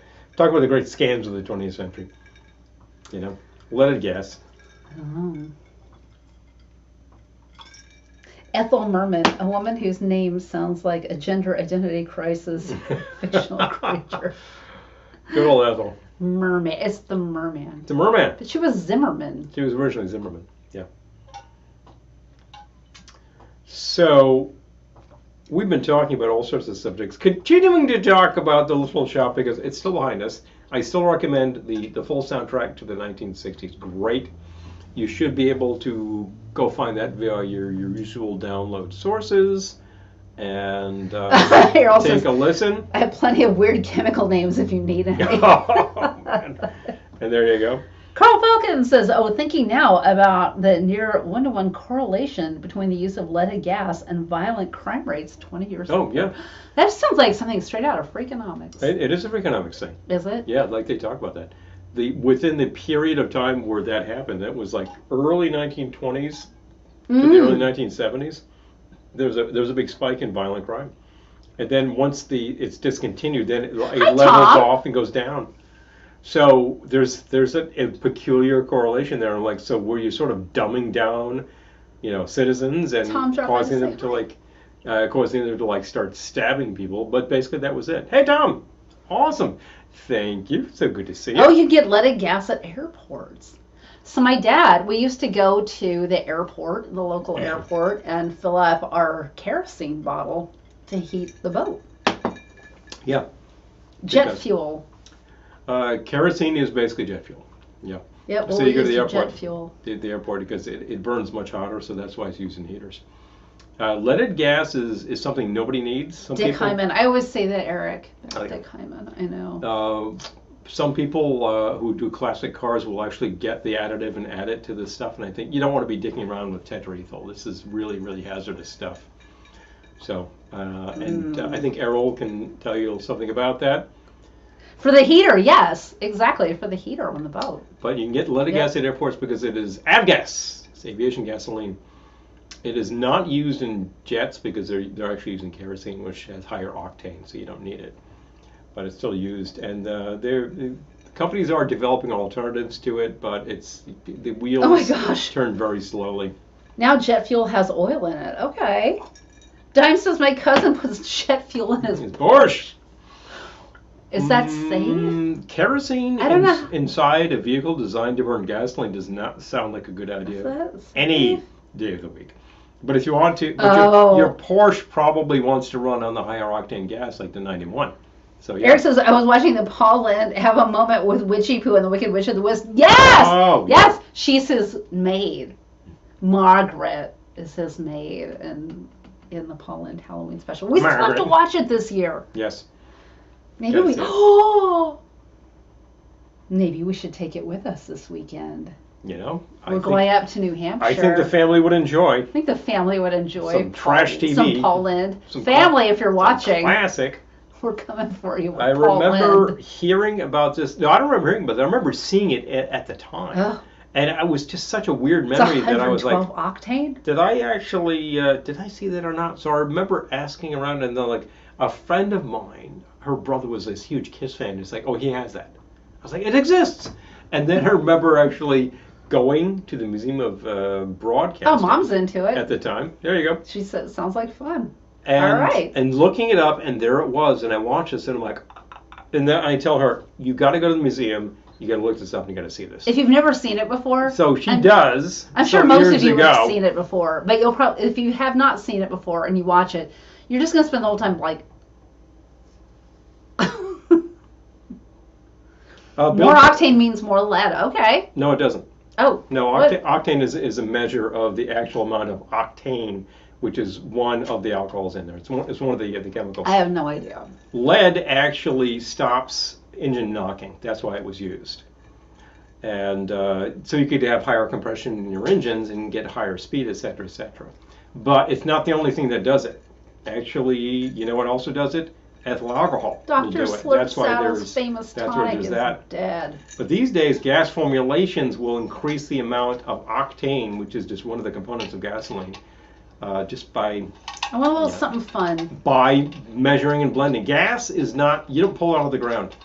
You have to actually take petroleum and distill it and take the components and start reblending them. Geez, Kelly, I thought you had to wake up tomorrow. I do have to wake up, but not early.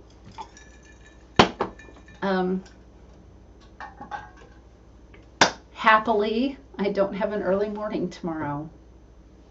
I'm gonna have me some cider. There we go. More booze, quick! Thank you. You see me, Nick. Okay. All right. What do I want to add to make this fun? My company used to use liquid ring vacuum pump for vapor recovery tanker loading stations. I said that after 2 drinks. Ethanol and fuel is an issue with rubber seals. Oh, so Elaine says, nice dress. I haven't seen it before. P.S. How many dresses do you have? A lot. Got a few. I was telling my family shamefully the other day, I went into Joann Fabrics the other day to buy a spool of thread and came out $50 poorer because I saw cool Halloween fabric. So now I gotta get to my sewing machine before Halloween so I can actually wear the clothes that I bought fabric to make. Pardon me. Which is... Satellite high! Hey, which is self-limiting because you're the one who has to operate the sewing machine. So if you decide to do that, it's up to you. I didn't tell you to, but you did not. We took a look and we both said, no. Damn, that's good. I went into the store before you did because you took something out to the car from another store. And when you came into the store, I was like mouth breathing because the fabric it's so mid-century and Halloween. You said, it's pretty cool. It's pretty cool stuff. I would say this actually interesting enough. You didn't. Foam Labs approved tolerance. Yeah, I'll be all right. Interestingly enough, for once you didn't make either of these garments, but I'm frequently wearing something that you've made, and you're frequently wearing something. I know. I bought this at the Rock and Roll Flea Market in Kingston, New York. Mm-hmm. And this. Good night, Peter. Night, Peter. Good to see you. See you in no time. All right. Well, I guess he's going to see Bob Mold with you on Tuesday. This first I heard about it, but. Yep. This we got somewhere. I think it might have been locally. Did we just get this locally? No. Or was this like in Queens? We got this at Tiki Oasis. Oasis. Okay. So there was a vendor. And it was cheap because there were buttons missing. Which is always great because you know something? You can always sew on buttons. I can sew on buttons. You sew on buttons better than I do, though. So. All right. Oh, Satellite. It's okay. I'm glad you're here. Yes. Okay, so I want to do a variation. Glad you could join us in our second hour. We're still here. Our second hour. We're probably here for about another, 30 minutes anyway. At least. So look, we got some time with us. We can talk. We've been talking about Little Shop. We've made 4 drinks already. And you might be about to make another one. We've made Botanical Bum, Dr. Slurp-Saddle's famous tonic, Music for Old Invalids, and Moonlight on Skid Row, which I'm still enjoying, as a matter of fact. So Dr. Slurp-Saddle's famous tonic. Mm-hmm. I'm thinking of a watered down version, and I'm going to water it down with cider. So it's don't you worry, it's not actual. Don't worry, it's actually cider down. All right, I think I'm going to do. Okay, I got it. Okay, you got it. Cool. Just to keep the party going.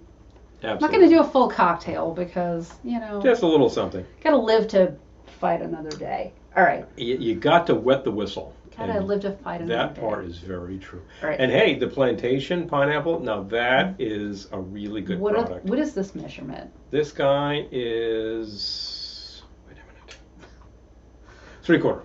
So I went to my yearly appointment at the ophthalmologist today, which I'm fine, happily, thankfully. Yes, results good. But my yearly reminder that I'm blind as a bat. So. Well, you know, if you ever wave at me and I don't wave back, I'm blind as a bat. I didn't see you. That's why. You know, boom. Now, I do have my contacts in, but like I can't see anything up close. But if I don't have my contacts in, then I can't see anything at all. So.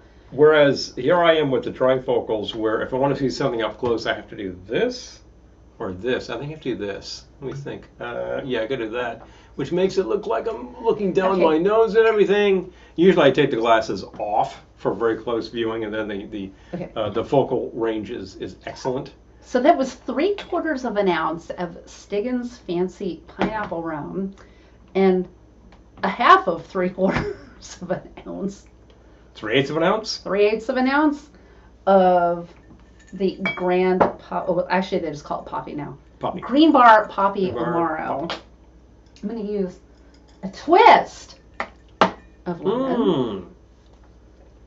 And we have some twists. Good to use them. Excellent to have. Twist. That is twist. Add cider. So you just basically dosed up the look cider. At that. Yeah. Hey, it's kind of perfect. I just added flavor. Just a little flavor. Oh.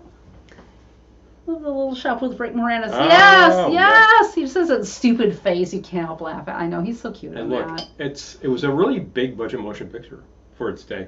Primarily because the whole thing shot on a sound stage. That's really good. It has a very specific sort of fantasy look to it.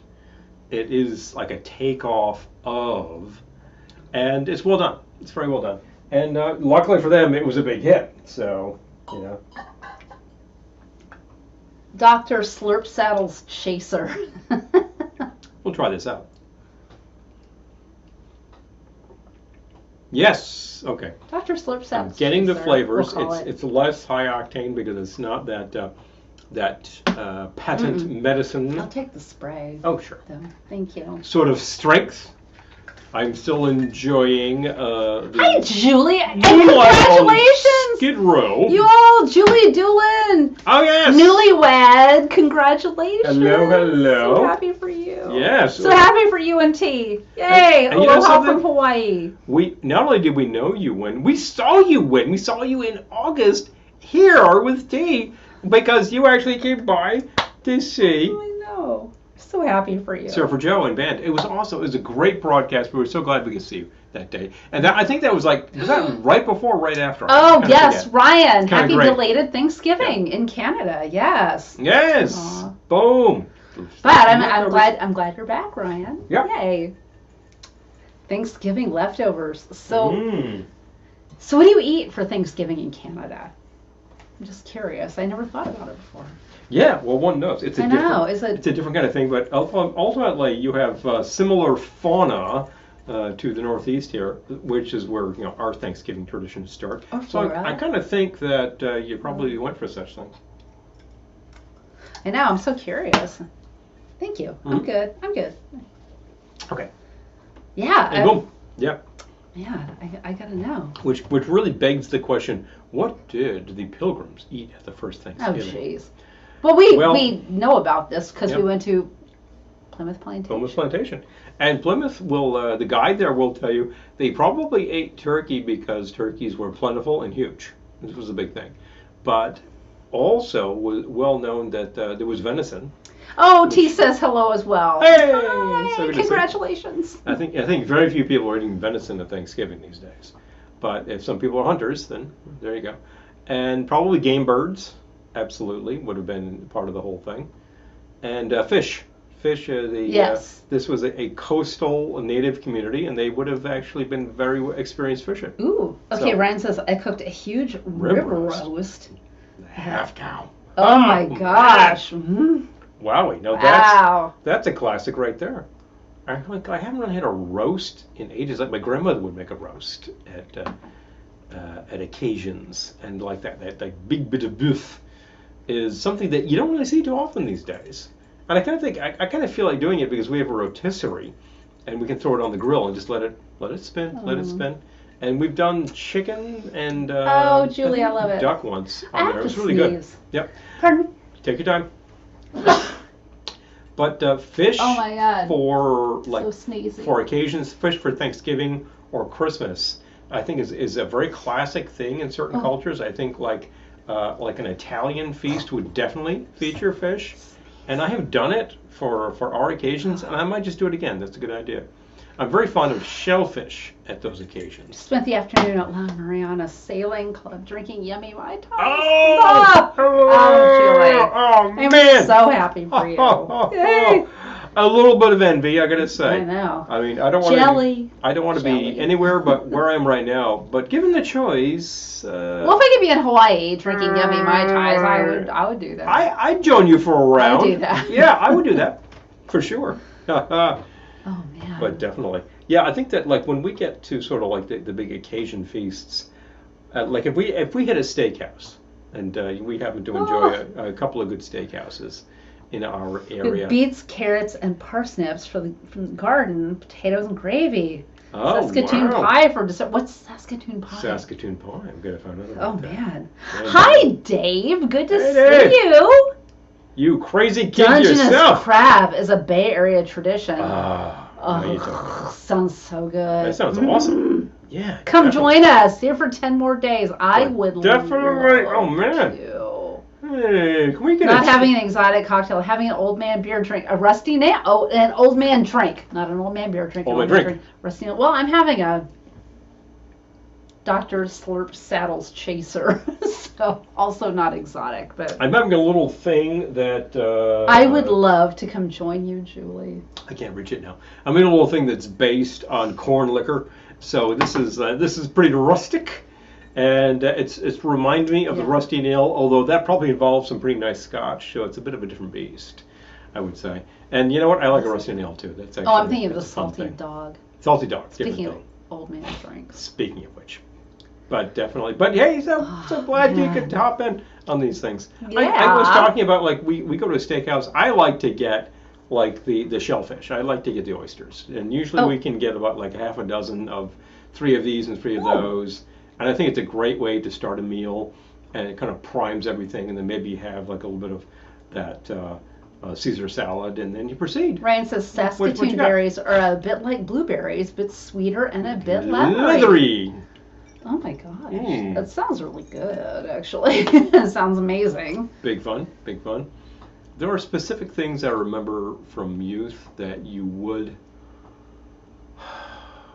have, and there was something called Indian pudding, and the tribe they're talking about, probably the Wampanoags, actually, who would have been introducing the locals to Pick them in the woods in July. cornmeal mush. But basically, it's sort of like grits that you cook down forever with molasses, and then you just get this very sweet sort of pudding out of it. And I don't think I've had that more than once, but there was also something called frozen pudding ice cream, Oh, that's good. which was really just like this big old-fashioned mess. It was very sweet, like molasses sweet with raisins and nuts and all this kind of stuff. It was just this big conglomeration of stuff. And it's not the sort of thing you're going to find most places. But if you find a joint like in Maine that's serving frozen pudding, you probably say, oh, wow, that's kind of fun. Eric says there's a nice restaurant in the Bellevue section of Pittsburgh called the Rusty Nail. Okay. Excellent, Ooh, excellent. If you that find a sounds bar great. called Rusty Nail, you go in and you say, can you serve me an old fashioned? And the guy will be like, boom, and he serves it up, and it's like, oh, that's so good, you know? Yeah. That kind of thing. Yep. The real problem with old fashions is that they're sweet and they go down fast, and then you want 4 more. Ha! Man. So, I was going to talk about our Thanksgiving. We're doing things a little differently this year. We're going to go slightly off book. And, you know, for years we've done the standards because it's the holiday we get, it's the one we host. people show up Yes, here. I love Thanksgiving because it's the holiday. People come to our house. You collect Thanksgiving kitsch. Which there's not a lot of, by the way. So if I see Thanksgiving kitsch in a store, I'm buying it. It's like there's more of that than, say, Hanukkah kitsch and less than Christmas kitsch. So, there's a lot of Hanukkah kitsch now. Now, actually, there kind of is. Now, I just remember seeing this interview with this rabbi who was like, I wish they would, like, ask a rabbi because, like, I would help them with their things. I can help them with their kitsch. Hanukkah kitsch, but they don't. So she's like, they missed the mark. But hey, look, if you they have a rusty nail in Clifton Park. Free wings for your birthday. One for each year. That's a lot of wings for me. That's actually a lot of wings for all of us. Oh boy. Can people help you eat them? Yeah, can people help you? Wow. That's like... that's a lot of wings. Are they super fire hot wings? And do you need to eat them and then have no beer for 10 minutes? You know, that kind of challenge. Oh, man. But definitely. So anyway, we were talking about Thanksgiving. Yes, we were talking about what we're serving, yes, which is going to be fairly non-standard. We decided to actually... 18 does not like how... Thank you, Nick. I appreciate that. Good man. I appreciate that. Good man. You notice I didn't call out any numbers. No. I'm not saying a I wish you wouldn't. Thing. And particularly to the actual correspondent who brought it up, because that's life. It is what it is. So here's the kicker. We were talking about like what to serve at Thanksgiving. You know what like you classically serve. And you know that some people like this, some people like that. Oh, is that the 16th now, Dave? Okay, we heard the 16th or the 23rd. So we heard 23rd, I think. So 16. If it's the 16th, it really depends on. We have a tentative, highly paid gig on the 15th. Which, if it goes down, we go and be there. Which maybe we could still make it to Kowloon, but anyway, it kind of depends on our gig, which fingers crossed happens. Gigness. Because it's a lot of money. But which would be nice to have that time of year. But anyway, I would love to think we will be at Kowloon because I miss Kowloon a lot. It would be nice to have that, and I do miss Kowloon. Errol would get 60 wings. Yes, they bring out a few at a time. You choose the flavors. Oh my gosh, that sounds like so much fun. Big fun.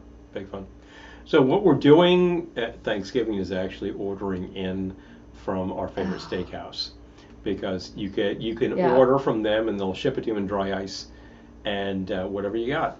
And we're probably ordering a couple of steaks and a couple of mutton chops. And these are huge. It's a lot of centerpiece meat. It could feed like 10 people. The mutton is awesome. You've never had this because nobody serves mutton anymore. Mm-hmm. It's like, what is it? It's older lamb. Yeah, Dave, that's it. We've heard the 16th or the 23rd. I don't know more than that. We'll see what it is.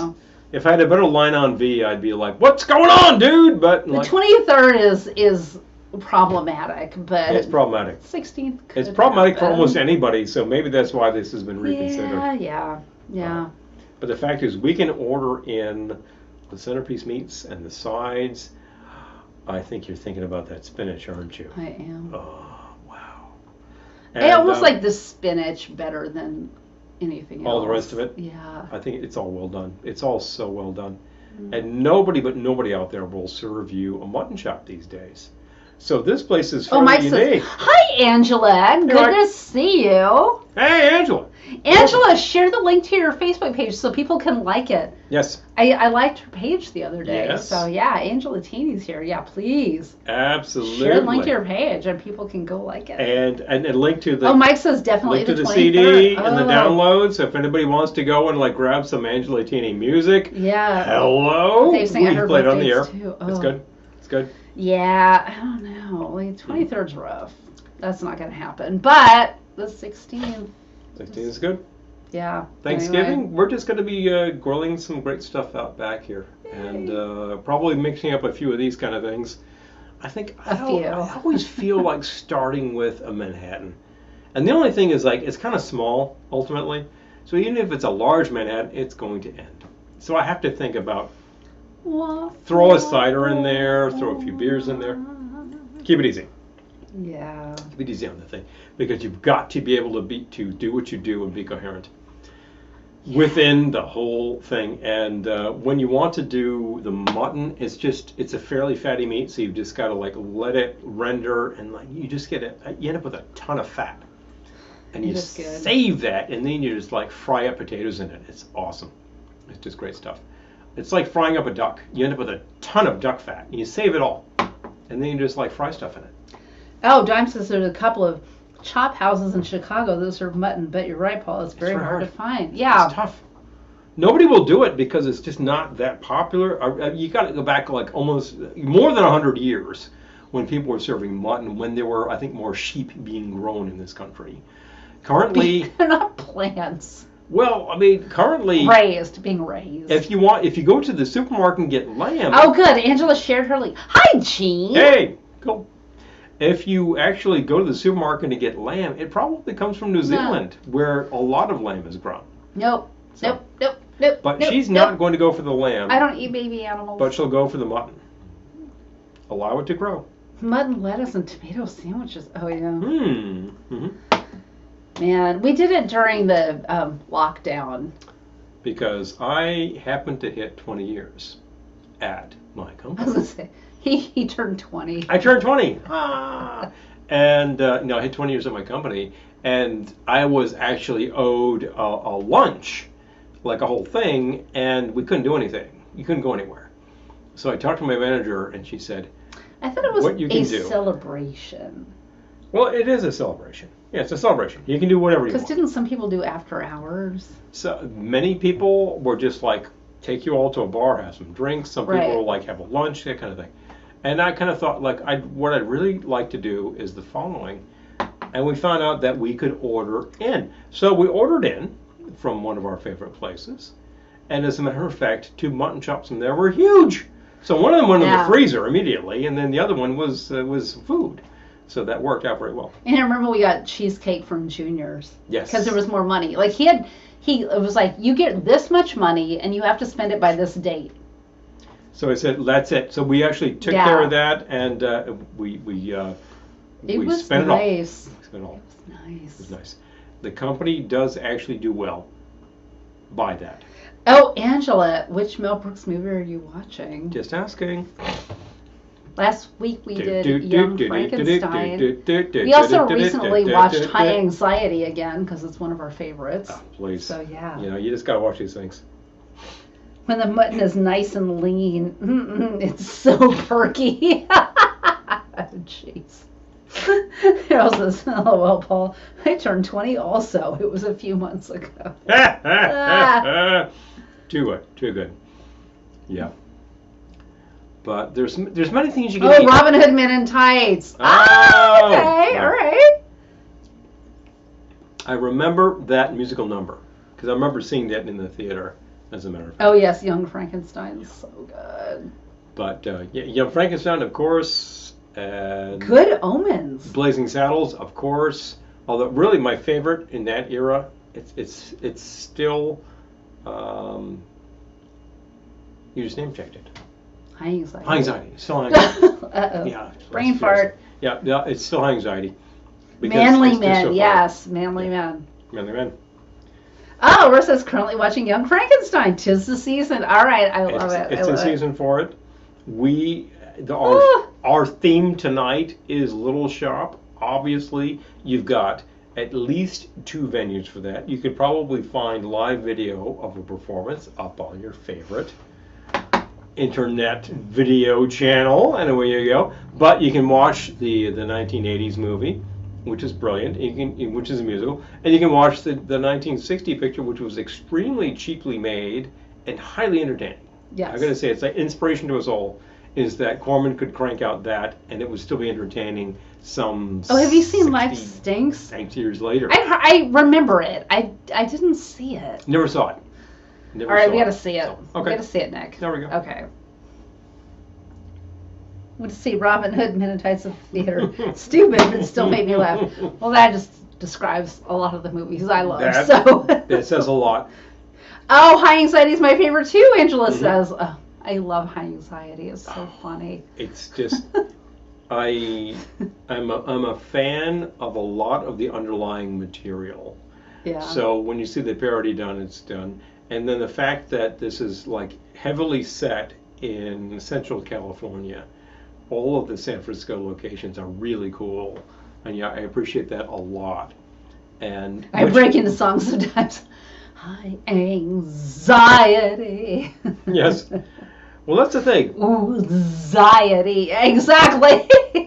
It's actually really easy to find a copy of the soundtrack LP because I think they overproduced it. I remember I found a copy for $1 back in the day, sealed. You know, Anxiety. it's probably not that hard. But if you read the liner notes to it, then John Morris, who was the composer on that, talks about like composing that, and he was talking to Mel Brooks about doing the main title and whatnot, and Mel Brooks wanted a sort of a Sinatra thing, and he says, I think that like when you sing High Anxiety, like the anxiety has to be the thing. Oh, you know? Angela says I have it on vinyl. Yes. Yes. Oh, she's got it. Francis, a few years ago, I was the dentist in a charity performance of Little Shop of Horrors. Oh my gosh. Oh man. Is there any video of it? I would love to see it. Just asking for a friend. I would love to see it. So you got to tell us if there's video. Anyway, but Angela has the record. That's perfect because you can read the notes. Oh. Morris is talking about like anxiety was the kicker on that one. We have such a good conversation starter here for thanks to Mike. Mike says my sick day movie lineup is Labyrinth, Willow, and Princess Bride. All right, what is your sick day movie lineup? Anybody? You're home. There we go. I don't feel so well. Have some prostrate. Cold medicine and then go to town. What are you watching? What are you watching? What is your comfort viewing? Usually me, I'm asleep for a while, and then when I finally he would sleep right through it all. I probably would. No, but, he has no sick day movie viewing. No, I sleep, which is good. You recover. But Angela says that we killed it being Little Shop. I know, so good. Seriously. So good. And you know something, Angela? You would kill Little Shop. I'm just saying. I'm thinking about my sick day movie lineup. If I had my brothers, taken lightly. Yeah, if I had my brothers, what would I choose? It's not necessarily my favorite films. Mm-hmm. It's more like what would I watch on a sick day, which I honestly kind of have. Okay. There was a day I went during the lockdown when I had to go to the emergency room because my back was out and I literally could not move without crying. I took you there and you were in extreme pain. He did. And then because the universe is hilarious, the whole parking lot of the emergency room was torn up.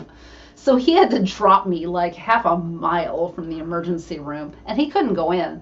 So I just had to hobble over there on my own. I helped you as long as I could, and then it's just like you did great. And then it's just you did great. It wasn't you. I'm sorry, honey, you're on your own. It wasn't you. It was them. Limp into the emergency room, will ya? It wasn't you. It was them. You pulled me out of that car. Why do people do this? Anyway.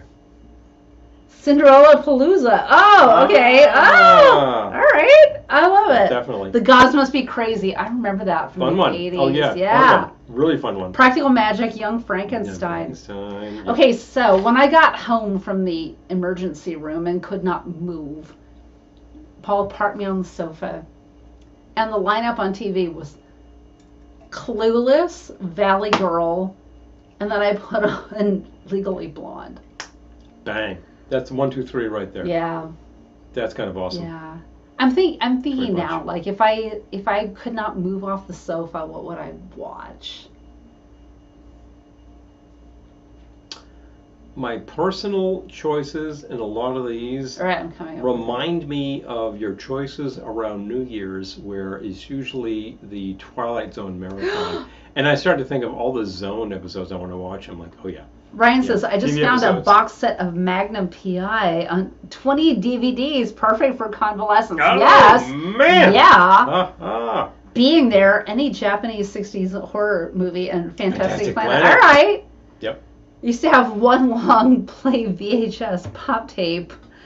Pop in the tape. Pop in the tape. Pull up the covers and load. Oh, man. And it screened the remastered version of Stop Making Sense. Oh.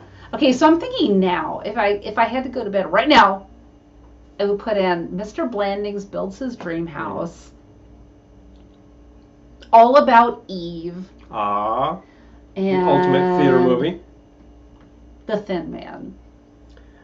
You could probably play, and it's just very documented. You could play The Thin Man any day, any time of the year. Even if you've just seen it 5 times recently, you just put it in and you're like, oh, wait a minute, there's more details in there. Yeah, it's such a great script, and it's well done. And Woody, the director, was very fond of doing fast takes. Angela says, my husband was born and raised in Italy. He's never seen Gilligan's Island. That's my favorite as a kid. Yeah, you need to buy a box set. Yes, you do, Angela. You know what you need to do.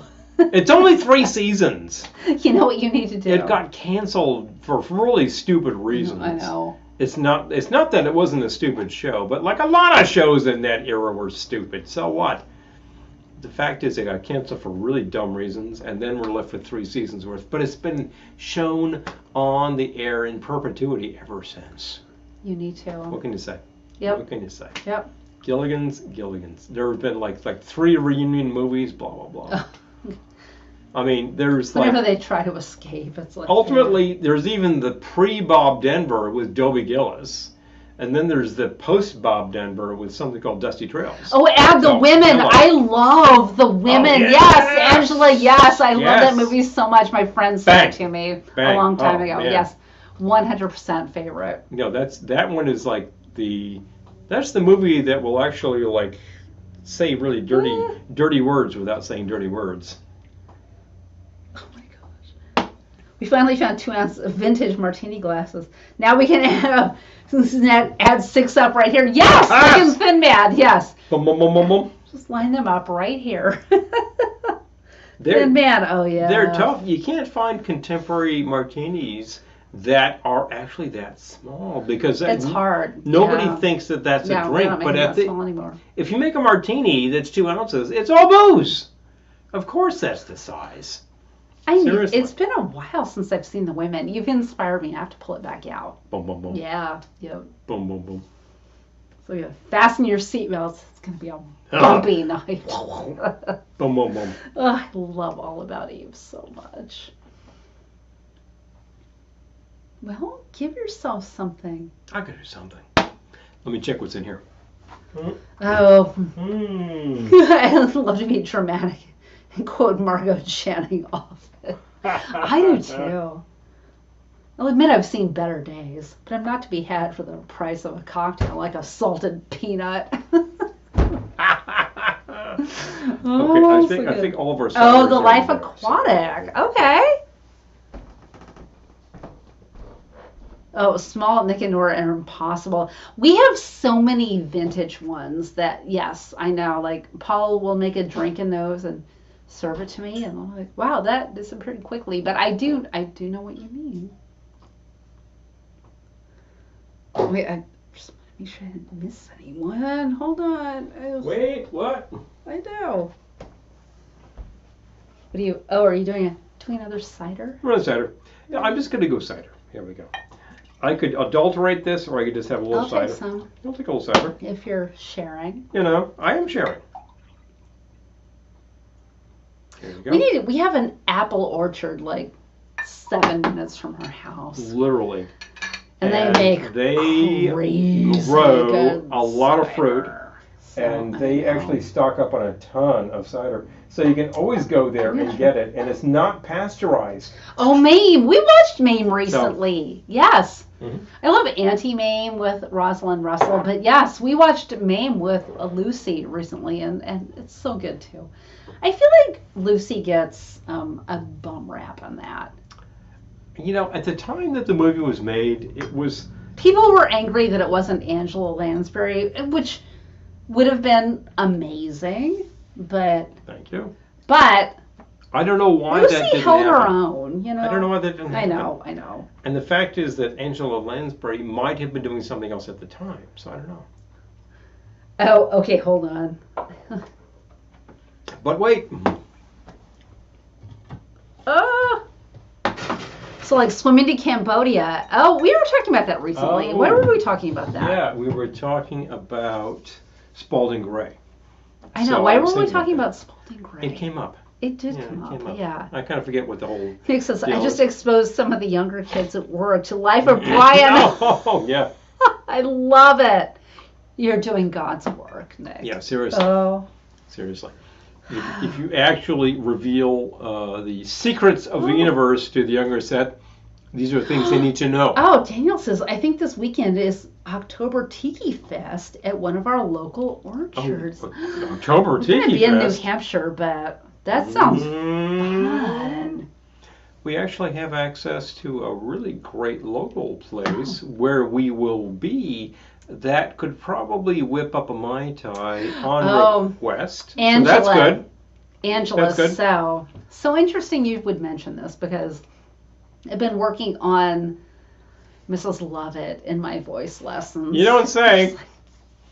I keep hearing this, by the way. Oh, I man. know. He can hear me practicing in the other room. Yeah, I even, like, for one of my voice lessons, I did my little 2 side buns with Mrs. Lovett. My voice teacher was dying because he knew Stephen Sondheim. Like, yeah. He worked with, as he says, Steve many times. Yes. And, like, it's just, he was actually the one who put together that evening with Stephen Sondheim in 1973, which just passed 50 years. Everywhere Angela Lansbury went, someone died. Oh, yeah. He tells me the best stories about Angela Lansbury because he was with her in Deer World. Deer World. Yeah, yeah. He's the original, like, juvenile in Deer World. Yeah, and he tells the best stories about her. But Wow. I don't know if I'm at liberty to tell some of them actually, but yeah. Well, he was a replacement Bobby and Company. Yes. Oh. He was actually in London. What song? I've been working on Worst Pies in London. Yeah. Which I'm planning to make a video soon. So we'll see. And I'll be doing my hair in my little side buns. So anyway. It's like your what am I thinking of? Your Princess Leia buns. Yes. But yes. Yes. But yes. Yeah. Absolutely. I heard something go clink. Oh, it was the ice. Oh, it was. Oh yeah. Okay, Okay, so you know what? While you're all here, because this is pertinent. This is pertinent. Just saying. Pertinent pursuit. He told me this yesterday. This will be available to people. They can see it. It will be awesome. All right, hold on. Okay. Gotta check it out. Apparently, Sweeney Todd with Angela Lansbury is going to be streaming and will be available to all of us. Hello. Emphasis on the hell. The 1982 recording of Sweeney Todd. Oh, yeah. NBC Live musicals to stream on Broadway HD. Wait, hold on. Is that Is that the right one? I don't know. This is all about Prince of Egypt. That's not it. Which Okay, is hold on. perfectly That's not fine, it. But apparently, but we're not talking about that. It's going to be streaming, and we can all watch it. Angela Lansbury News. That's not it. Nope. I need to get him to tell me where it's going to be. Yes, It's but in there apparently Angela Lansbury's Sweeney Todd is going to be streaming, I think, in November. Yeah, so... Oh, Dime, thank you. Dime says, speaking of videos, it was nice to see Glendora's newest one. Thank you. Absolutely. I know, we got to figure it out. Together. I got to ask. Got to figure out what's all going on deserve with to die. Even you, Mrs. Lovett. I know, right? Oh, Jinx. Oh, man. The musical that really turned my mind around back in the day was probably Company, because for specific reasons. But I remember listening and saying, like, oh yeah, there's just something going on with this thing. And it's not like there's this fantastic plot. It's essentially sort of episodic that goes on, but it tells a lot about the human experience, and that's a real typical aspect of the Sondheim musicals in that period. I know. And you even go to like Little Night Music, Pacific Overtures even. And then you get to Sweeney, and like he was all over the place. Too. Yes, he was he the replacement Bobby and Company. He just decided like, oh, let's do something with Sweeney Todd. Like, oh, it was like the very dark, and he does this right at the point where you've got like sort of like a very punk rock aesthetic happening in New York, and apparently that really fueled a lot of the audience at the time. So I can really see that. That's actually like a very early gothy thing happening with Sweeney, because it does have a gothy couldn't remember thing who was. We were talking about it yesterday. He's like, he couldn't remember who was streaming it. He was like, oh, if you Google it. And I'm like, yeah, oh, I gotta ask him. I gotta ask him. But he thought it was in November, so I don't think we've missed it. We'll check it out. Oh, Cat Ballou. Okay. Oh, Cat Ballou, yes. I was just thinking about that the other day. Oh. The biggest tragedy of the movie version is no Attend the Tale of Sweeney Todd. Yeah. Yeah. Okay, well, I gotta. I do remember a friend of mine introduced me to the musical and said, you need to hear this, and got me an entire copy of it. And I remember listening to it at one point. I was like, this is really heavy. And it's like, it is very strenuous listening. Hold on. But it's very worth your time, of course. And back in the day, you had to find a copy of the album and listen to it. Today, you can just go somewhere and listen to it. It's not the current one. It's not the current one. It's the one with Angela Lansbury. Yeah, that's what you're talking about. The recording that they made back in the day. Yeah, no. Because that ran for a few years on Broadway. That did very well. No. Hold on. No. Wait. No, that's the Johnny Depp version. That's the movie version. No. Wrong. No. Yeah, it's in there somewhere. Apparently, it was streaming free on Prime Days, but you know what I mean. That was the Johnny Depp. That's the thing. Okay. Pardon us while we try to suss out. I will try to suss it out and get back to you because that's ridiculous. So, but it's in there somewhere. Ooh. It can be hard to find out where all of these links are, but we'll get them to you, people.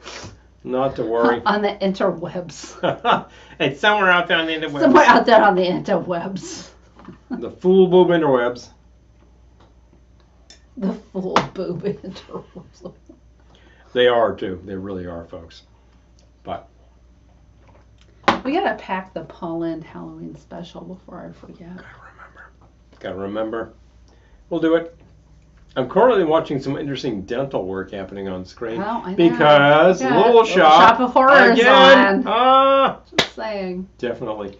Look, the movie musical is hilarious. Which of the interwebs do you like best? Wow, that's a rough one. Heck, I don't know. The early 60s cheap motion picture is brilliant. It's just really great. It's well worth your time. And once again, the score is right behind us, Fred Katz. It's very cool. You could find the light's shining off of it a little bit. It's really kind of too bad. But you can find a copy of that for not too much money, but you can probably find a copy streaming for much less. CompuServe. I recommend the score. It's very cool, Fred Katz. And if you actually you can easily get a copy of it on video. It's available 10 places. The musical, of course, is brilliant. 10 a lot places? of fun. Yes, 10. No more than 10. No less than 10. Sure? Yes, I am. All right. Do you want to verify that? No, I'm good. It's out there. 10 places. I'm good. We got to decide what we're doing next week. Well, horror season is still upon us, and we are still pushing it. Oh, it's in my pile to watch. Just haven't picked yet. Okay. All right. Yes, but definitely. Do it. Pick it. There's plenty of creepy stuff to watch. Did we do Rosemary's Baby? We have done Rosemary's Baby, we could possibly do Rosemary's Baby again. Another nice film to relax for all mankind. Okay.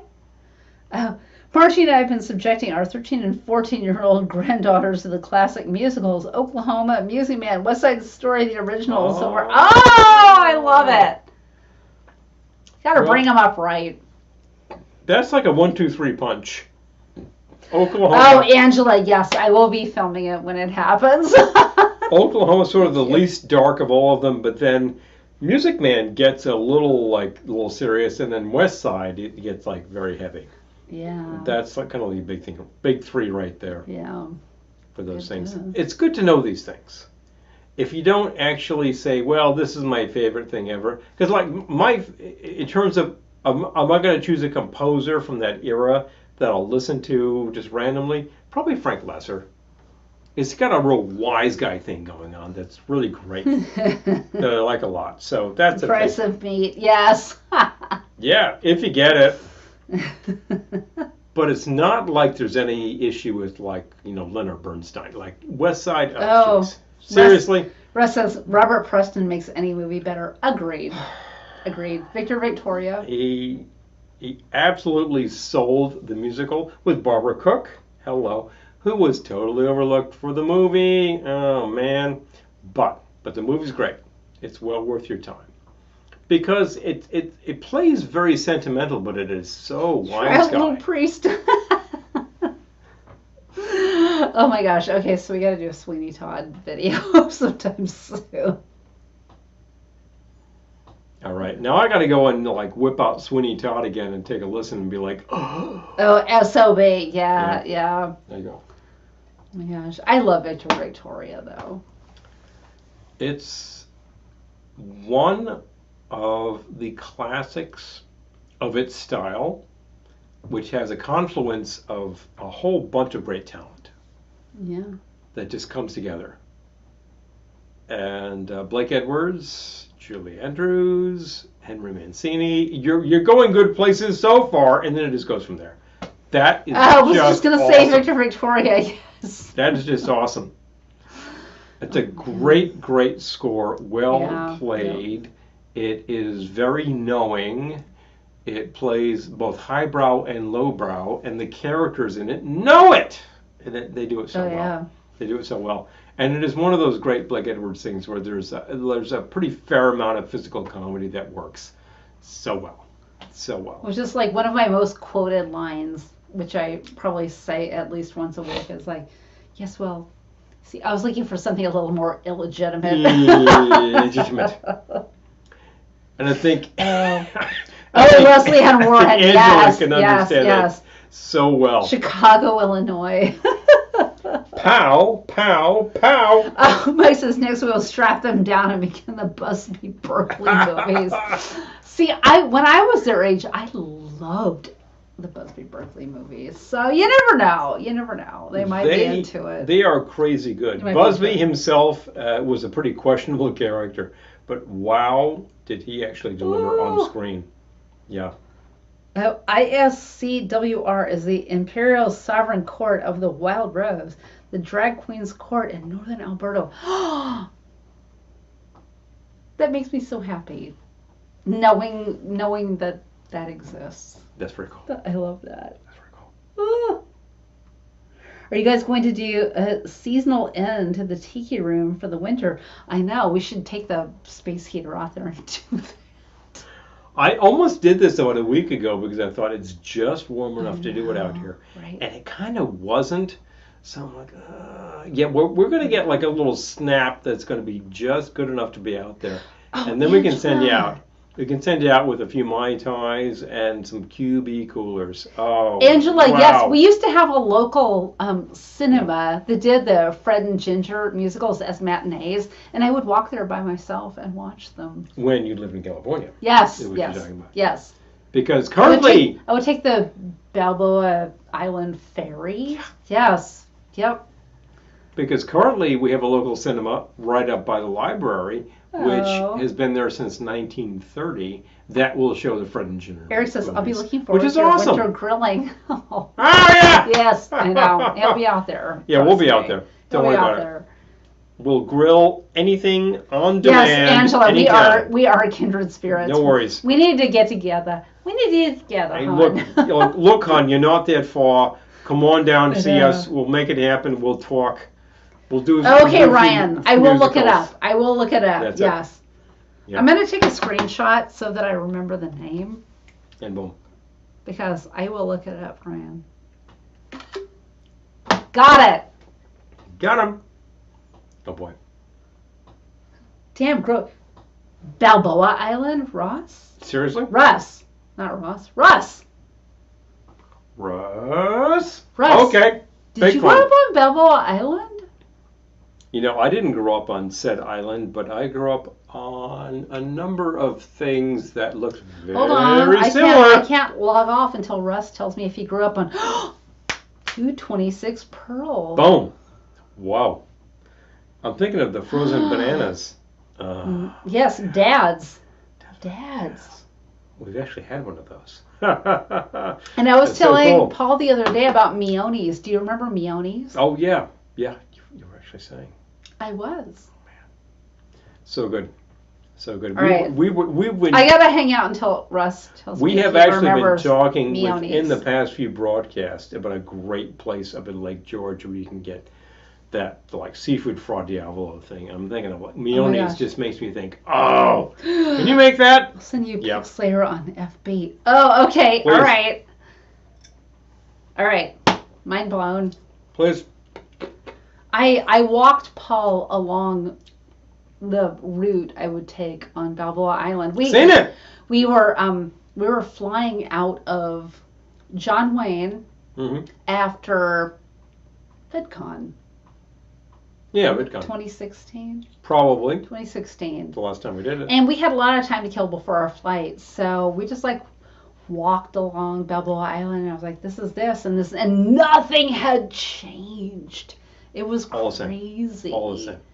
In the best way. That's awesome. In the best way. Yeah, the best way. Yeah, we hung out here and we did this and that. Like, oh my God, everything's the same. Yeah. Kind of awesome. Oh, good night, Angela. Yay, I'm so glad you showed up. Yay. Fantastic. We saw you for a lot. That's just great. He hated that airport, so they named it after him. How appropriate. Our buddy John. Right. Yeah. All right. Well, it's It's probably that time. All right. He's signaling me. And some correspondents have to log off. Well, look, folks. I know. We are so glad that you could join us for a few hours on a Wednesday. We're so glad that some of you are sponsoring us. If you're not, remember at the bottom of the screen, patreon.com/Velveteen Lounge. It's real easy. There are several levels starting at $5 a month. Not a big deal. You get great benefits for that. It's so great to see all of you. Oh my gosh. If you want to help us any other way, there is always the Amazon store. Let us know. Oh yeah. It's very easy to go through there. You do not have to buy anything from our store. Nope. That's very important. But it helps keep us going. It keeps us in bottles because that's what we got going on here now. Good night, everyone. Folks, thank you so much for joining us. Fantastic to share a couple hours with you with Little Shop. Oh, man, I'm still looking around there. Oh, Audrey's on the TV now. Yep. The 80s musical is awesome. Man. The 1960 Julie, we're so grateful to have you here. I'm serious. We're so grateful to have you here. Please, it's a pleasure. It's a privilege. All of you. To do that with all of you. Thank you for joining us. On a Wednesday. It means more than you know. You could be doing so many other things. If you join us here, it means more than you know. It makes the heart happy. At the end of the day, you all have great ideas. Send them our way. We need more ideas for new episodes. We're going to be doing great horror stuff until the end of the month. Oh, Eric, I hope in your new surroundings. Yes, please. Please. And the simple fact is, as always, remember. Separation anxiety, I know. I feel it too. That's why we're taking so long to log off. Separation anxiety. I tell you. You can always send us a message and just say hi. And we can send a little something. Because, hey, it's what we do here. The simple fact is, no matter where you go, and no matter what you do, I'm gonna cry. remember, that we will see you soon. Good night.